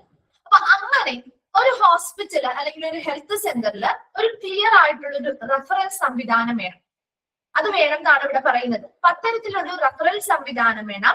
അതുപോലെ തന്നെ ഇപ്പൊ പുതിയ പേഷ്യൻസ് ആയിക്കോട്ടെ, ഓൾറെഡി എസ്റ്റാബ്ലിഷ്ഡ് ആയിട്ടുള്ള പേഷ്യൻ, ഓൾറെഡി നിലവിൽ അവിടെ വരുന്ന അല്ലെങ്കിൽ നിലവിൽ അവിടെ ഉള്ള പേഷ്യൻസ് ആയിക്കോട്ടെ, അവർക്കെല്ലാം ഒരു നല്ല വ്യക്തമായിട്ടുള്ള ഒരു റെഫറൽ സംവിധാനവും അപ്പോയിന്റ്മെന്റ് സിസ്റ്റവും ഒരു ഹോസ്പിറ്റൽ ആണെങ്കിലും ഒരു ഹെൽത്ത് സെന്റർ ആണെങ്കിലും ഫോളോ ചെയ്യേണ്ടതായിട്ടുണ്ട്. അപ്പൊ അങ്ങനെ നമ്മളൊരു പേഷ്യന്റിന് റെഫറൽ കൊടുക്കുകയാണ്. ഒരു കഥ പോലെ നമ്മൾ ജസ്റ്റ് ഒന്ന് ഇമാജിൻ ചെയ്ത് വെച്ചാൽ മതി. അപ്പൊ നമുക്ക് ഒരിക്കലും ഇതൊരു കൺഫ്യൂഷൻ വരില്ല. നമ്മളൊന്ന് മനസ്സിൽ വെക്കാം. അപ്പൊ നമ്മൾ ചെല്ലുമ്പോൾ അല്ലെങ്കിൽ നമ്മൾ ചെയ്യുന്ന സമയത്ത് ഇങ്ങനെയൊക്കെ ആയിരുന്നു അല്ലെ. അപ്പൊ അങ്ങനെ ഒന്ന് കണക്ട് ചെയ്ത് വെച്ചാൽ എനിക്ക് ഈ ഭാഗം എളുപ്പമാണ്. ഇനി നമ്മളൊരു ഹെൽത്ത് ക്ലിനിക്കിൽ പോയി, ഒരു ഹെൽത്ത് സെന്ററിൽ പോയി. അപ്പൊ അവിടെ ചെന്ന് കഴിയുമ്പോൾ ഡോക്ടർ നമുക്കൊരു റെഫറൽ ലെറ്റർ തന്നു കഴിഞ്ഞാല് അതിന് കുറച്ച് കാര്യങ്ങളുണ്ട്. അതാണ് ഇനി നമ്മൾ നോക്കുന്നത്. Referral of A patient. ഒരു പേഷ്യന്റിന് റെഫറൽ ലെറ്റർ സാധാരണയായിട്ട് ഒരു ഹോസ്പിറ്റലിലേക്ക് കൊടുക്കുന്നത് 3 കോപ്പി ഉണ്ടായിരിക്കും. അതിന് 3 കോപ്പി ഉണ്ടായിരിക്കും. ഒരേ സാധനം തന്നെയാണ്, പക്ഷെ 3 കോപ്പി ഉണ്ടായിരിക്കും. അതില് ആദ്യത്തെ 2 കോപ്പി ഹോസ്പിറ്റൽ, അതായത് നമ്മളിപ്പോ ഒരു ഹെൽത്ത് സെന്ററിൽ നിന്നാണ് വരുന്നതെങ്കിൽ ആദ്യത്തെ 1 കോപ്പി എവിടെ വെക്കും? ആദ്യത്തെയും അവസാനത്തെയും ഒന്നും നിങ്ങൾ നോക്കണ്ട. 3 കോപ്പി ഉണ്ട്. ആ 3 കോപ്പിയിൽ ഒരെണ്ണം ആരായിരിക്കും സൂക്ഷിക്കുക? ആരായിരിക്കും?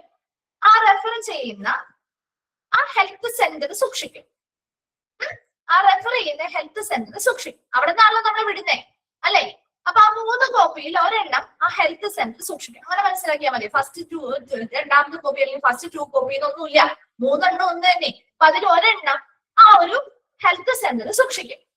2 എണ്ണം എവിടെ കൊടുത്തിട്ട് വിടും? നമ്മൾ റെഫർ ചെയ്ത് പോകുന്ന ഹോസ്പിറ്റലില്ലേ, അവിടെ കൊടുക്കുക. അവര് സ്വീകരിക്കുന്നതാണ് 2 എണ്ണം. അത്രയും ക്ലിയർ ആയോ? ഇപ്പൊ ഒരെണ്ണം ആരുടെ അടുത്തുണ്ട്? ഹെൽത്ത് സെന്ററിന്റെ കയ്യിലുണ്ട്. നമ്മുടെ അടുത്താണോ? ഒരെണ്ണം ഹെൽത്ത് സെന്ററിന്റെ അടുത്തുണ്ട്. ബാക്കി 2 എണ്ണം നമ്മള് ആർക്ക് കൊണ്ട് കൊടുത്തു?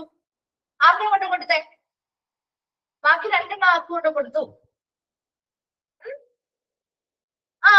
നമ്മൾ കാണാൻ പോകുന്ന അല്ലെങ്കിൽ നമ്മൾ പിന്നീട് രണ്ടാമത് റെഫർ ചെയ്ത് ചെന്നിരിക്കുന്ന ഹോസ്പിറ്റലിൽ പ്രസന്റ് ചെയ്തു. ക്ലിയർ ആയോ? അപ്പൊ 3 എണ്ണം ഓരോരുത്തരുടെ അടുത്ത് എത്തിയിട്ടാ. അത് ക്ലിയർ ആയില്ലേ? ഇനി ആ നമ്മൾ ചെന്ന ഹോസ്പിറ്റലാണോ ഇനിയുള്ള പ്രൊസീജിയേഴ്സ് ചെയ്യാം അല്ലെ. റെഫർ ചെയ്ത് ചെന്ന ഹോസ്പിറ്റലിലല്ലേ നമുക്ക് ബാക്കിയുള്ള പ്രൊസീജിയേഴ്സും ട്രീറ്റ്മെന്റും തരാൻ പോകുന്നത്. അങ്ങനെ ഈ പറയുന്ന റെഫറൽ പ്രകാരമുള്ള ട്രീറ്റ്മെന്റ് കാര്യങ്ങളൊക്കെ നമ്മൾ ചെയ്ത് തന്നു എന്ന് വിചാരിക്കാം. ഹോസ്പിറ്റലിൽ നമുക്ക് കിട്ടി. ആ ട്രീറ്റ്മെന്റിന് ശേഷം നമ്മൾ 2 കോപ്പി ആ ഹോസ്പിറ്റലിൽ കൊടുത്തിട്ടില്ലേ? 2 കോപ്പി കൊടുത്തിട്ടില്ലേ? അതില് 1 കോപ്പി ഈ ഹെൽത്ത് സെന്ററിലേക്ക്, അല്ലെങ്കിൽ ഏത് ഹോസ്പിറ്റലിൽ നിന്നാണ്, ഹെൽത്ത് സെന്റർ ആവുന്നില്ല, ചിലപ്പോൾ സാധാരണ ചെറിയ ഹോസ്പിറ്റലിൽ നിന്ന് നമ്മൾ റെഫർ ചെയ്ത് വിടാറുണ്ട് അല്ലെ. കുറച്ചുകൂടി അഡ്വാൻസ്ഡ് ആയിട്ടുള്ള ലെവൽ ഓഫ് കെയർ കിട്ടാൻ വേണ്ടിയിട്ട് ഹോസ്പിറ്റലിൽ നിന്ന് നമ്മൾ മറ്റൊരു ഹോസ്പിറ്റലിലേക്ക് റെഫർ ചെയ്യാറുണ്ട്. ഒരു ഹെൽത്ത് സെന്റർ ആവണം എന്നൊന്നും നിർബന്ധമില്ല കേട്ടോ. ഒരു ഹോസ്പിറ്റൽ ആവാം, ഹെൽത്ത് സെന്റർ ആവാം. അപ്പൊ നിങ്ങൾക്ക് എളുപ്പത്തിൽ മനസ്സിലാക്കാൻ വേണ്ടി മിസ് പറഞ്ഞതേ ഉള്ളൂ.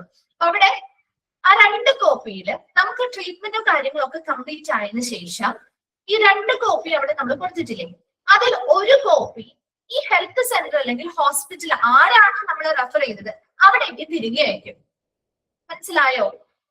ഫീഡ്ബാക്ക് ഇൻഫർമേഷൻസ് നൽകിയത്, അതായത് അവർ പറഞ്ഞിരിക്കുന്ന കാര്യങ്ങൾ പ്രകാരമുള്ള ട്രീറ്റ്മെന്റ് കാര്യങ്ങൾ പൂർത്തിയാക്കി എന്ന് പറഞ്ഞാൽ ഫീഡ്ബാക്ക് ഇൻഫർമേഷൻസ് ഒക്കെ ഉൾപ്പെടുത്തിക്കൊണ്ട് തിരികെ ആ ഹോസ്പിറ്റൽ റെഫർ ചെയ്ത ഹെൽത്ത് ക്ലിനിക് ആണെങ്കിൽ അവിടേക്ക്, അല്ലെങ്കിൽ ഹോസ്പിറ്റൽ ആണെങ്കിൽ അവിടേക്ക് തിരികെ അയക്കും.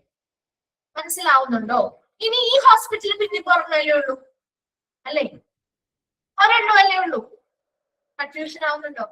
ഒരെണ്ണമല്ലേ ഉള്ളൂ. ആ ഒരെണ്ണം ആര് സൂക്ഷിക്കും? ആര് സൂക്ഷിക്കും? നമ്മുടെ തരൂ. നമ്മളാണോ സൂക്ഷിക്കുന്നേ? അല്ല. ആരായിരിക്കും സൂക്ഷിക്കുക? ആരാ സൂക്ഷിക്കുക? ആ ഒരെണ്ണം ആരാ സൂക്ഷിക്കുക? അപ്പൊ ഇത്രയും ട്രീറ്റ്മെന്റ് ചെയ്ത് കൊടുത്ത ഹോസ്പിറ്റലിന്റെ കയ്യിൽ എന്തെങ്കിലും വേണ്ടേ? വേണോ? വേണം അല്ലെ? അപ്പൊ അത് ആ ഹോസ്പിറ്റലിൽ സൂക്ഷിക്കും. ഇപ്പൊ രണ്ടെണ്ണം തിരികെ ആരുടെ അടുത്ത് തന്നെ എത്തി? രണ്ടെണ്ണം തിരികെ ആരുടെ അടുത്തെത്തി? രണ്ടെണ്ണം തിരികെ ഇപ്പൊ ആരുടെ അടുത്ത് ഇരിക്കുന്നേ? ആ ഹെൽത്ത് സെന്റർ അല്ലെങ്കിൽ ഹോസ്പിറ്റൽ. ഏതാണോ ഹെൽത്ത് സെന്ററിൽ നിന്നാണ് റെഫർ ചെയ്തിരിക്കുന്നത് അവിടെ, ഹോസ്പിറ്റലിൽ നിന്നാണെങ്കിൽ റെഫർ ചെയ്തിരിക്കുന്നത് അവിടെ തിരികെ എത്തുന്നു. ക്ലിയർ ആയോ? അത് ക്ലിയർ ആയോ? ജസ്റ്റ് ഒന്ന് മനസ്സിലാക്കി കഴിഞ്ഞാൽ നിങ്ങൾക്ക് എളുപ്പമാണ്. അല്ലാതെ നിങ്ങൾ വെറുതെ വായിച്ചു നോക്കിയത് കൊണ്ട് ഒരു കാര്യമില്ല. അപ്പൊ അയ്യോ 2 copy, first 2 copy, last 2 copy എന്നൊക്കെ പറഞ്ഞാൽ അതൊക്കെ നിങ്ങൾക്ക് പെട്ടെന്ന് ക്ലിക്ക് ആവില്ല. അപ്പൊ അതിന് ജസ്റ്റ് ഇനി വായിക്കുമ്പോൾ നിങ്ങൾക്ക് മനസ്സിലായിക്കോളും. Okay, 3 copies should be received by the hospital. The first 2 copies should be presented to the hospital by the patient, while the 3rd copy should be retained by the referent health centre or clinic. എന്താ? 3 copy ഉണ്ട്. അതിൽ ആദ്യത്തെ 2 copy presented to the hospital by the patient. Patient ആർക്ക് കൊണ്ട് കൊടുക്കും? ആർക്കാ കൊണ്ട് കൊടുക്കുന്നേ? നമ്മള് റെഫർ ചെയ്ത് പോകുന്ന ഹോസ്പിറ്റലിൽ പ്രസന്റ് ചെയ്യും അല്ലെ? ആ 3ാമത്തെ കോപ്പി, 3rd കോപ്പി എന്ത് ചെയ്യും? Should be return by the referring health centre or clinic. ആ റെഫർ ചെയ്യുന്ന ഹെൽത്ത് സെന്റർ അല്ലെങ്കിൽ ക്ലിനിക്ക് എന്ത് ചെയ്യും? അവരുടെ കയ്യിൽ സൂക്ഷിക്കുകയും ചെയ്യുന്നു. ഇത്രയും ക്ലിയർ ആയോ? തന്നെ നമ്മൾ ആദ്യം പറഞ്ഞ കാര്യം. അടുത്തത്, after treatment the first copy should be passed on the health centre or hospital as feedback information. Clear ആയോ? അതായത് നമ്മൾ ട്രീറ്റ്മെന്റ് എടുത്തതിന് ശേഷം ആ 2 കോപ്പിയിൽ 1 കോപ്പി ഇവിടെ എന്ത് ചെയ്യുന്നു? ആ ഹെൽത്ത് സെന്റർ അല്ലെങ്കിൽ ഹോസ്പിറ്റലിലേക്ക് പാസ് ചെയ്യും. എന്തിനു വേണ്ടി? ഒരു ഫീഡ്ബാക്ക് ഇൻഫർമേഷൻ പോലെ പാസ് ചെയ്ത് കൊടുക്കും. And the second copy should be retained in the hospital. ആ ഹോസ്പിറ്റലിൽ തന്നെ 2ാമത്തെ കോപ്പി ആ ഹോസ്പിറ്റലിൽ സൂക്ഷിച്ചു വെക്കുകയും ചെയ്യും. ക്ലിയർ ആണോ? റെഫറൽ ഓഫ് എ പേഷ്യന്റ് മനസ്സിലായോ? ഓക്കെ അല്ലേ? ശരി. നെക്സ്റ്റ്, ഔട്ട് പേഷ്യന്റ് ക്ലിനിക്കുമായി ബന്ധപ്പെട്ട കാര്യങ്ങൾ. The names of all outpatient clinics with the names of the clinic chiefs in the hospital should be revealed in the main entrance of the outpatient department, and each clinic the name of the chief consultant should also be revealed. കണ്ടിട്ടില്ലേ നിങ്ങള്? ഒരു out patient ഡിപ്പാർട്ട്മെന്റിലേക്ക് കയറുമ്പോ തന്നെ അവിടെയുള്ള ഡോക്ടേഴ്സിന്റെ ഒക്കെ informations എഴുതിയിട്ട് ഒരു board വെച്ചിരിക്കുന്നത് കണ്ടിട്ടുണ്ടോ? കണ്ടിട്ടുണ്ടോ? കണ്ടിട്ടില്ലേ? ഉണ്ട് അല്ലേ? ആ ഒരു ഔട്ട് പേഷ്യന്റ് ഡിപ്പാർട്ട്മെന്റില് അവിടെയുള്ള ഔട്ട് പേഷ്യന്റ് ക്ലിനിക്കുകൾ ഏതൊക്കെയാണ്? അവിടുത്തെ ക്ലിനിക്കൽ ചീഫ് ആരൊക്കെയാണ്? അവരുടെ അവിടെ സ്പെഷ്യാലിറ്റീസ് ഏതൊക്കെയാണ്? ഏത് ഡിപ്പാർട്ട്മെന്റ് ആണ് അവർ കൈകാര്യം ചെയ്യുന്നത്? അങ്ങനെയുള്ള ഡീറ്റെയിൽസ് ഒക്കെ വെച്ചിട്ടുള്ള ബോർഡുകൾ കണ്ടിട്ടില്ലേ നിങ്ങള്? കാണാത്തവരുണ്ടോ അത്? ഉണ്ട് അല്ലെ? അതെ, നമുക്കറിയാൻ വേണ്ടിയിട്ട്. അതുപോലെ തന്നെ ഈ ഓരോ കൺസൾട്ടേഷൻ റൂമിന്റെ ഫ്രണ്ടിലും എഴുതി വെച്ചിട്ടില്ലേ? അതുപോലെ തന്നെ ഇപ്പൊ ഒരു ഡിപ്പാർട്ട്മെന്റിന്റെ ഹെഡ് ആയിട്ടുള്ളവർ ആരാണ്? അതും ഉണ്ടാവും. കണ്ടിട്ടുണ്ടോ? ഇപ്പൊ ഓർത്തോ ഡിപ്പാർട്ട്മെന്റ് ആണെങ്കിൽ അതിന്റെ ഹെഡ് ആയിട്ടുള്ള ആരാണ്? അതുപോലെ ഇപ്പോ ഡിപ്പാർട്ട്മെന്റ് ആണെങ്കിൽ അതിന്റെ ഫ്രണ്ട് ആരാണ്? അങ്ങനെ ഓരോ പീഡിയാട്രിക് ആണെങ്കിൽ അങ്ങനെയും ഉണ്ടാവും. അതോടൊപ്പം തന്നെ നമ്മൾ ഓരോ ക്ലിനിക്കിന്റെയും നമ്മൾ കൺസൾട്ടേഷൻസ് ചെയ്യുന്ന ഓരോ ക്ലിനിക്കിന്റെയും ഫ്രണ്ടിലുണ്ടാവും. കണ്ടിട്ടുണ്ടോ? ആ നെയിം ഓഫ് ദി ചീഫ്, ആരാണോ കൺസൾട്ടന്റ് ആയിട്ടുള്ള അകത്തിരിക്കുന്നത് ആ ഡോക്ടറുടെ പേരും അവരുടെ ആ ഒരു പദവിയും കണ്ടിട്ടില്ലേ? അത് നിർബന്ധമായിട്ടുണ്ടായിരിക്കണം എന്നാ പറയുന്നത്. അതാണ് ഔട്ട് പേഷ്യന്റ് ക്ലിനിക്കുമായി ബന്ധപ്പെട്ട കാര്യങ്ങൾ പറയുന്നത്. The name of all outpatient clinics with the name of the clinical chief in the hospital should be revealed in the main entrance of the outpatient department. And in each clinic, the name of chief consultant should also be revealed. ഇവിടെ പുറമെ അതും നമുക്ക് എന്ത് ചെയ്യണം? പ്രദർശിപ്പിച്ചിരിക്കണം. Clear അല്ലേ? കണ്ടിട്ടുള്ള കാര്യമല്ലേ? അല്ലേ? ആണോ? ഓക്കെ, ശരി. ഇപ്പൊ നമ്മൾ നെക്സ്റ്റിലേക്ക് പോവാണ്. Accident and emergency service. Accident and emergency സർവീസുമായിട്ട് ബന്ധപ്പെട്ടും നമ്മൾ കുറച്ച് കാര്യങ്ങൾ പറയുന്നുണ്ട്. അപ്പൊ അതിലും ഇതുപോലെ തന്നെ കുറച്ച് കോപ്പിയും കാര്യങ്ങളും ഫോംസും ഒക്കെ നമ്മൾ പഠിക്കുന്നുണ്ട്. ഇവിടെ ആക്സിഡന്റ് ആൻഡ് എമർജൻസി ഫോമിലും 3 എണ്ണം ഉണ്ട്. എല്ലാത്തിലും 3 എണ്ണം പറയുന്നുണ്ട് അല്ലെ? ഇവിടെയും 3 എണ്ണം ഉണ്ട്. അതില് ഫസ്റ്റ് കോപ്പി എന്ന് പറയുന്നത് is kept in the casualty department. നമുക്കറിയാലോ, ഒരു ആക്സിഡന്റ് ആൻഡ് എമർജൻസി സർവീസ് അല്ലെങ്കിൽ അത്തരത്തിലുള്ള പേഷ്യൻസ് കാഷ്വാലിറ്റിയിലേക്കല്ലേ ആദ്യം വരിക അല്ലെ? കാഷ്വാലിറ്റി ആണത്. അപ്പൊ കാഷ്വാലിറ്റിയിൽ 3 കോപ്പി ഉണ്ടായിരിക്കും. അവിടെയും എത്ര കോപ്പി ഉണ്ട്? 3 കോപ്പി ഉണ്ട്. അതിൽ ഒരെണ്ണം ആ കാഷ്വാലിറ്റി ഡിപ്പാർട്ട്മെന്റ് തന്നെ സൂക്ഷിക്കും. ഒരെണ്ണം ആര് സൂക്ഷിക്കും? Casualty department. ഒരു കാഷ്വാലിറ്റിയിലേക്ക് വരുന്ന പേഷ്യന്റ് ഔട്ട് പേഷ്യന്റും ആയിട്ടില്ല, ഇൻപേഷ്യന്റും ആയിട്ടില്ല അല്ലെ? അവർ ഔട്ട് പേഷ്യന്റും ആയിട്ടില്ല, ഇൻപേഷ്യന്റും ആയിട്ടില്ല. അവർ കാഷ്വാലിറ്റിയിലെ ഒരു എമർജൻസി പേഷ്യന്റ് ആയിട്ടാണ് വന്നിരിക്കുന്നത്. ശരിയല്ലേ? അതിനുശേഷമാണ് ഔട്ട് പേഷ്യന്റ് ആവുന്നതും ഇൻപേഷ്യന്റിലേക്ക് മാറുന്നത്. അപ്പൊ ഇവിടെ ഒരു കാഷ്വാലിറ്റിയിലൊക്കെ ഒരു പേഷ്യന്റ് എത്തി, നമ്മൾ പോയി വിചാരിക്കാം. അപ്പൊ നമുക്ക് എന്തെങ്കിലും ബുദ്ധിമുട്ടായിട്ട് നമ്മൾ കാഷ്വാലിറ്റി പോയി കഴിയുമ്പോൾ അതില് ഈ പേഷ്യന്റിന് വേണ്ടിയിട്ടുള്ള ഒരു 3 എമർജൻസി ഫോമുകൾ അവർ തയ്യാറാക്കും. അതിൽ ഒരെണ്ണം ആ കാഷ്വാലിറ്റി ഡിപ്പാർട്ട്മെന്റ് തന്നെ സൂക്ഷിക്കും. രണ്ടാമത്തെ copy presented by the patient in the pharmacy to get medication. മരുന്ന് വേണമല്ലോ നമുക്ക്, അതിന് വേണ്ടിയിട്ട് പേഷ്യന്റിന് ഫാർമസിയിൽ പ്രസന്റ് ചെയ്യാൻ കൊടുത്തുവിടും. മനസ്സിലായോ? രണ്ടാമത്തെ എവിടെ കൊടുത്തുവിട്ടു?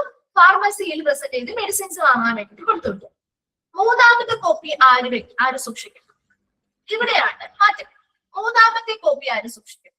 പേഷ്യന്റ് സൂക്ഷിക്കും. കാരണം എന്താണ് കാരണം? അവർ ഔട്ട് പേഷ്യന്റോ ഇൻപേഷ്യന്റോ ഒന്നും ആയിട്ടില്ലല്ലോ അല്ലെ? അപ്പൊ അവര് തന്നെയല്ലേ അത് സൂക്ഷിക്കേണ്ട ആളുകള് അല്ലെ? ഔട്ട് പേഷ്യന്റോ ഇൻപേഷ്യന്റിലേക്കോ അവർ കടന്നാൽ ഇത് പിന്നെ അവരുടെ മെഡിക്കൽ റെക്കോർഡിന്റെ ഭാഗമായിക്കോളും. അപ്പൊ ഇവിടെ 3 കോപ്പി ഉണ്ട്. അപ്പൊ മാറിപ്പോകരുത് കേട്ടോ. 3 കോപ്പിയാണ് ആക്സിഡന്റ് ആൻഡ് എമർജൻസി 3 ഫോമുകളില് ഒരെണ്ണം കാഷ്വാലിറ്റി ഡിപ്പാർട്ട്മെന്റ് സൂക്ഷിക്കും. രണ്ടാമത്തെ കോപ്പി പേഷ്യൻസിന് മരുന്ന് വാങ്ങാൻ അല്ലെങ്കിൽ മെഡിസിൻസ് കിട്ടാൻ വേണ്ടി ഫാർമസിയിൽ പ്രസന്റ് ചെയ്യാനായിട്ട് കൊടുത്തുവിടും. മൂന്നാമത്തെ കോപ്പി ആര് സൂക്ഷിക്കും? ആരാ സൂക്ഷിക്കുന്നേ? പേഷ്യന്റ് സൂക്ഷിക്കും. ക്ലിയർ ആണോ? ഇവിടെ വരെ ഓക്കെ ആണോ? ഇപ്പൊ 3 ആളുകളുടെ കയ്യിൽ ഇരിപ്പില്ലേ? ഇരിപ്പുണ്ടോ? ഉണ്ട്. ഇനി ഇതിലിനി കുറച്ച് മാറ്റങ്ങൾ വരുന്നുണ്ട്. അത് എപ്പോഴാന്ന് വെച്ചാൽ ഈ ഒരു പേഷ്യന്റ് കാഷ്വാലിറ്റിയിലുള്ള ഒരു പേഷ്യന്റ് ആണ്. അപ്പൊ ചിലപ്പോ കാഷ്വാലിറ്റിയിൽ വന്ന് നമുക്ക് ചിലപ്പോ ഇപ്പൊ എന്തെങ്കിലും ഒരു വയറുവേദനയായിട്ടോ അല്ലെങ്കിൽ എന്തെങ്കിലും മറ്റെന്തെങ്കിലും ബുദ്ധിമുട്ടുകളായിട്ടോ വന്ന പേഷ്യന്റ് ആവാം. അപ്പൊ ആ കാഷ്വാലിറ്റിയുടെ ട്രീറ്റ്മെന്റ് കാര്യങ്ങൾ കഴിഞ്ഞ് കഴിഞ്ഞപ്പോ ആ പേഷ്യന്റ് ഓക്കെ ആയി. അപ്പൊ നമ്മൾ ആ പേഷ്യന്റ് എന്ത് ചെയ്യും? എന്നാൽ പോലും മെയിൻ ഡോക്ടർ നമുക്ക് കാണാൻ വേണ്ടി ഒരു ഔട്ട് പേഷ്യന്റ് എന്ന നിലയിലേക്ക് കൺസൾട്ടേഷന് വേണ്ടി അവരെ വിടില്ലേ? അതായത് ഇപ്പോ ഡേ ടൈമിലാണ് ഡോക്ടർ അവിടെ അവൈലബിൾ ആണെങ്കിൽ, നൈറ്റിലൊക്കെ ആണെങ്കിൽ പിറ്റേ ദിവസം വന്ന് കാണാൻ അവര് പറയാം അല്ലെ? കൺസൾട്ടേഷന് വന്നെന്ന് പറയാറുണ്ട്. അതല്ല എങ്കിൽ ഡേ ടൈമിലൊക്കെ ആണെങ്കിൽ നമ്മൾ അവിടെ തന്നെ ഡോക്ടേഴ്സ് ഉണ്ടെങ്കിൽ അവരെ പോയി കാണാനായിട്ടാണ് നിർദ്ദേശിക്കുക. അപ്പൊ അവരൊരു ഔട്ട് പേഷ്യന്റ് ആയി മാറുകയല്ലേ അവിടെ അല്ലെ? ഔട്ട് പേഷ്യന്റ് ആയി മാറാൻ പോവല്ലേ? ആണ്. ചില പേഷ്യൻസിനെ നമ്മൾ ഡയറക്റ്റ് ആയിട്ട് അഡ്മിഷൻ എടുക്കും അവിടെ അല്ലെ? കൂടുതലും ട്രീറ്റ്മെന്റും കാര്യങ്ങളും വേണമെന്നുണ്ടെങ്കിൽ അല്ലെങ്കിൽ അവരെ സ്റ്റേ ചെയ്ത് തന്നെ ട്രീറ്റ്മെന്റ് വേണമെന്നുണ്ടെങ്കിൽ എമർജൻസി ഡിപ്പാർട്ട്മെന്റിൽ നേരിട്ട് നമ്മൾ അഡ്മിഷൻ എടുത്ത് വാർഡിലേക്കോ റൂമുകളിലേക്കോ മാറ്റാറുണ്ട്. അപ്പൊ അവരാരായി? ഔട്ട് പേഷ്യന്റ് അല്ല, ആരായി? ഇൻപേഷ്യന്റ് അല്ലേ?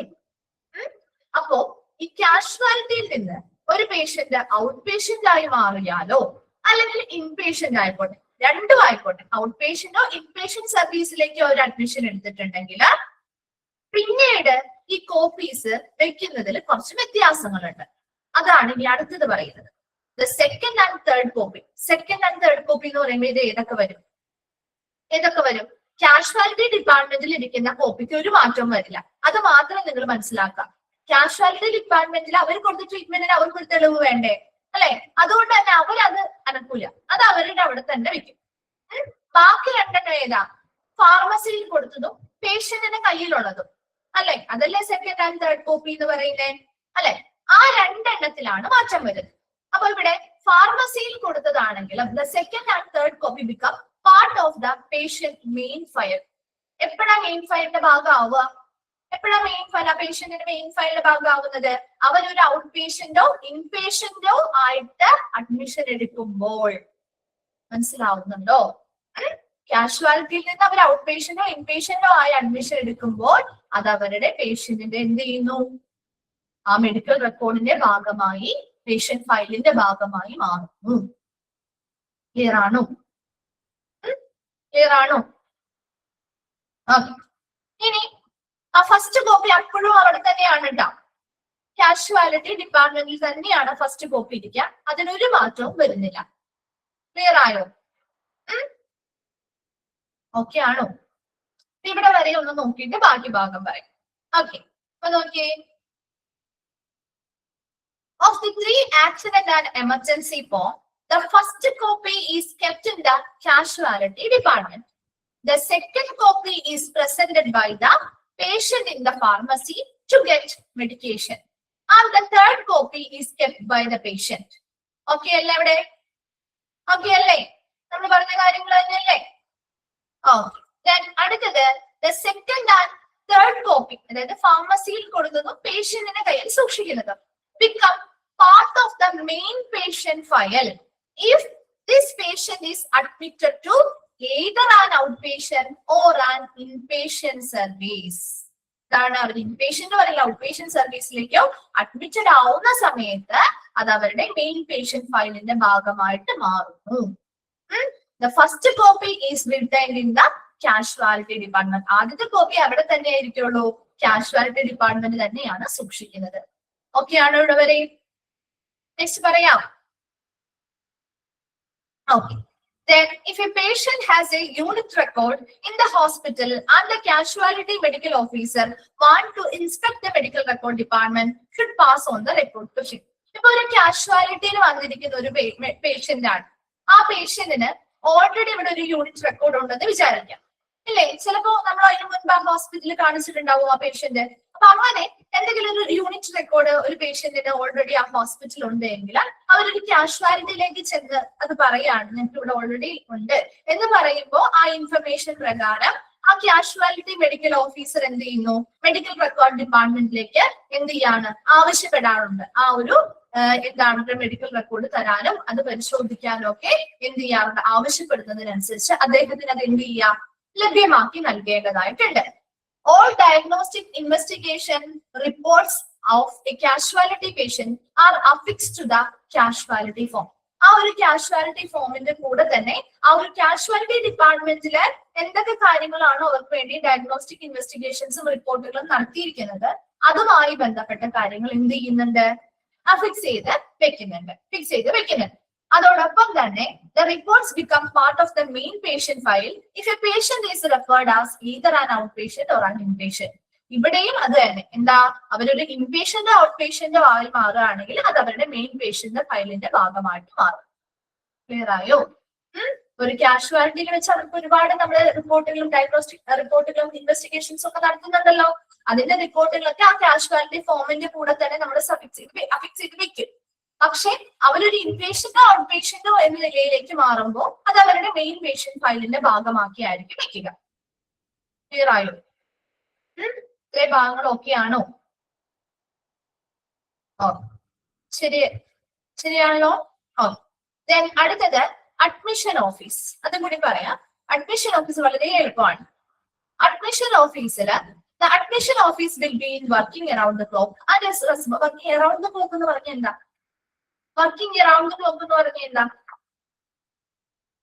ഒരു അഡ്മിഷൻ ഓഫീസ് എത്ര മണിക്കൂർ പ്രവർത്തിക്കുന്ന? 24 hours കേട്ടോ. അറിയാത്തവരുണ്ടെങ്കിൽ ഒന്ന് എഴുതി വെച്ചേക്കണേ. 24 hours പ്രവർത്തിക്കുന്നതാണ് കേട്ടോ. 24 മണിക്കൂർ പ്രവർത്തിക്കുന്നുള്ളതാ. And is responsible for the admission of patient. അല്ലെ, പേഷ്യൻസിന്റെ അഡ്മിഷന് വേണ്ടിയിട്ട് ഉത്തരവാദിത്തമുള്ള ആളുകൾ തന്നെയാണ് അഡ്മിഷൻ ഓഫീസിലുള്ള എംപ്ലോയീസ് എന്ന് പറയുന്നത്, അല്ലെ. And for the maintenance of bed occupancy board and for the safekeeping of patient's property if there is any absence of a patient relative. A patient's relative ആരും കൂടെ ഇല്ല എങ്കിൽ അവരുടെ പേഷ്യൻസിന്റെ പ്രോപ്പർട്ടീസോ കാര്യങ്ങളോ ഒക്കെ സേഫ് ആയിട്ട് കീപ്പ് ചെയ്യേണ്ടത് ഇവരുടെ റെസ്പോൺസിബിലിറ്റി ആണ്.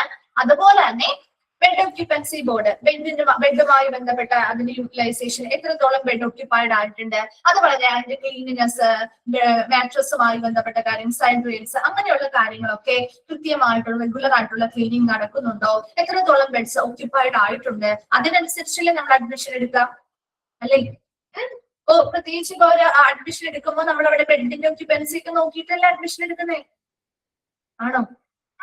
ഒരു ഹോസ്പിറ്റലിൽ ചെല്ലുമ്പോൾ ബെഡിന്റെ അവൈലബിലിറ്റിക്ക് അനുസരിച്ചാണ് ഒരു പേഷ്യന്റിന് അഡ്മിഷൻ എടുക്കുക അല്ലെ? അപ്പൊ അത്തരത്തിലുള്ള കാര്യങ്ങളൊക്കെ കീപ്പ് ചെയ്യുന്നതിൽ അതിനുള്ള ഉത്തരവാദിത്വം കൂടി ആർക്ക് തന്നെയാണ്? ഈ അഡ്മിഷൻ ഓഫീസറായിരിക്കും. അപ്പൊ പേഷ്യൻസിന്റെ അഡ്മിഷനുമായി ബന്ധപ്പെട്ട കാര്യങ്ങള്, ബെഡ് ഒക്യുപ്പൻസിയുമായി ബന്ധപ്പെട്ട കാര്യങ്ങള്, അതുപോലെ തന്നെ ഇപ്പൊ പേഷ്യൻസിന്റെ കൂടെ റിലേറ്റീവ്സോ കാര്യങ്ങളോ ഇല്ല എങ്കിൽ അവരുടെ പ്രോപ്പർട്ടീസ് സേഫ് ആയിട്ട് കീപ്പ് ചെയ്യുന്നതുമായി ബന്ധപ്പെട്ട ഉത്തരവാദിത്വം ഇവർക്ക് ഉണ്ടായിരിക്കും.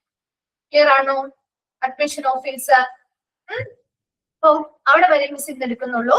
നെക്സ്റ്റ് ക്ലാസ്സിൽ വരുമ്പോ ഈ അഡ്മിഷൻ ഓഫീസ് വരെയും വായിച്ചിട്ട് വരാം. ഡൗട്ട്സോ കാര്യങ്ങളുണ്ടെങ്കിൽ ചോദിക്കാം കേട്ടോ. Thank you.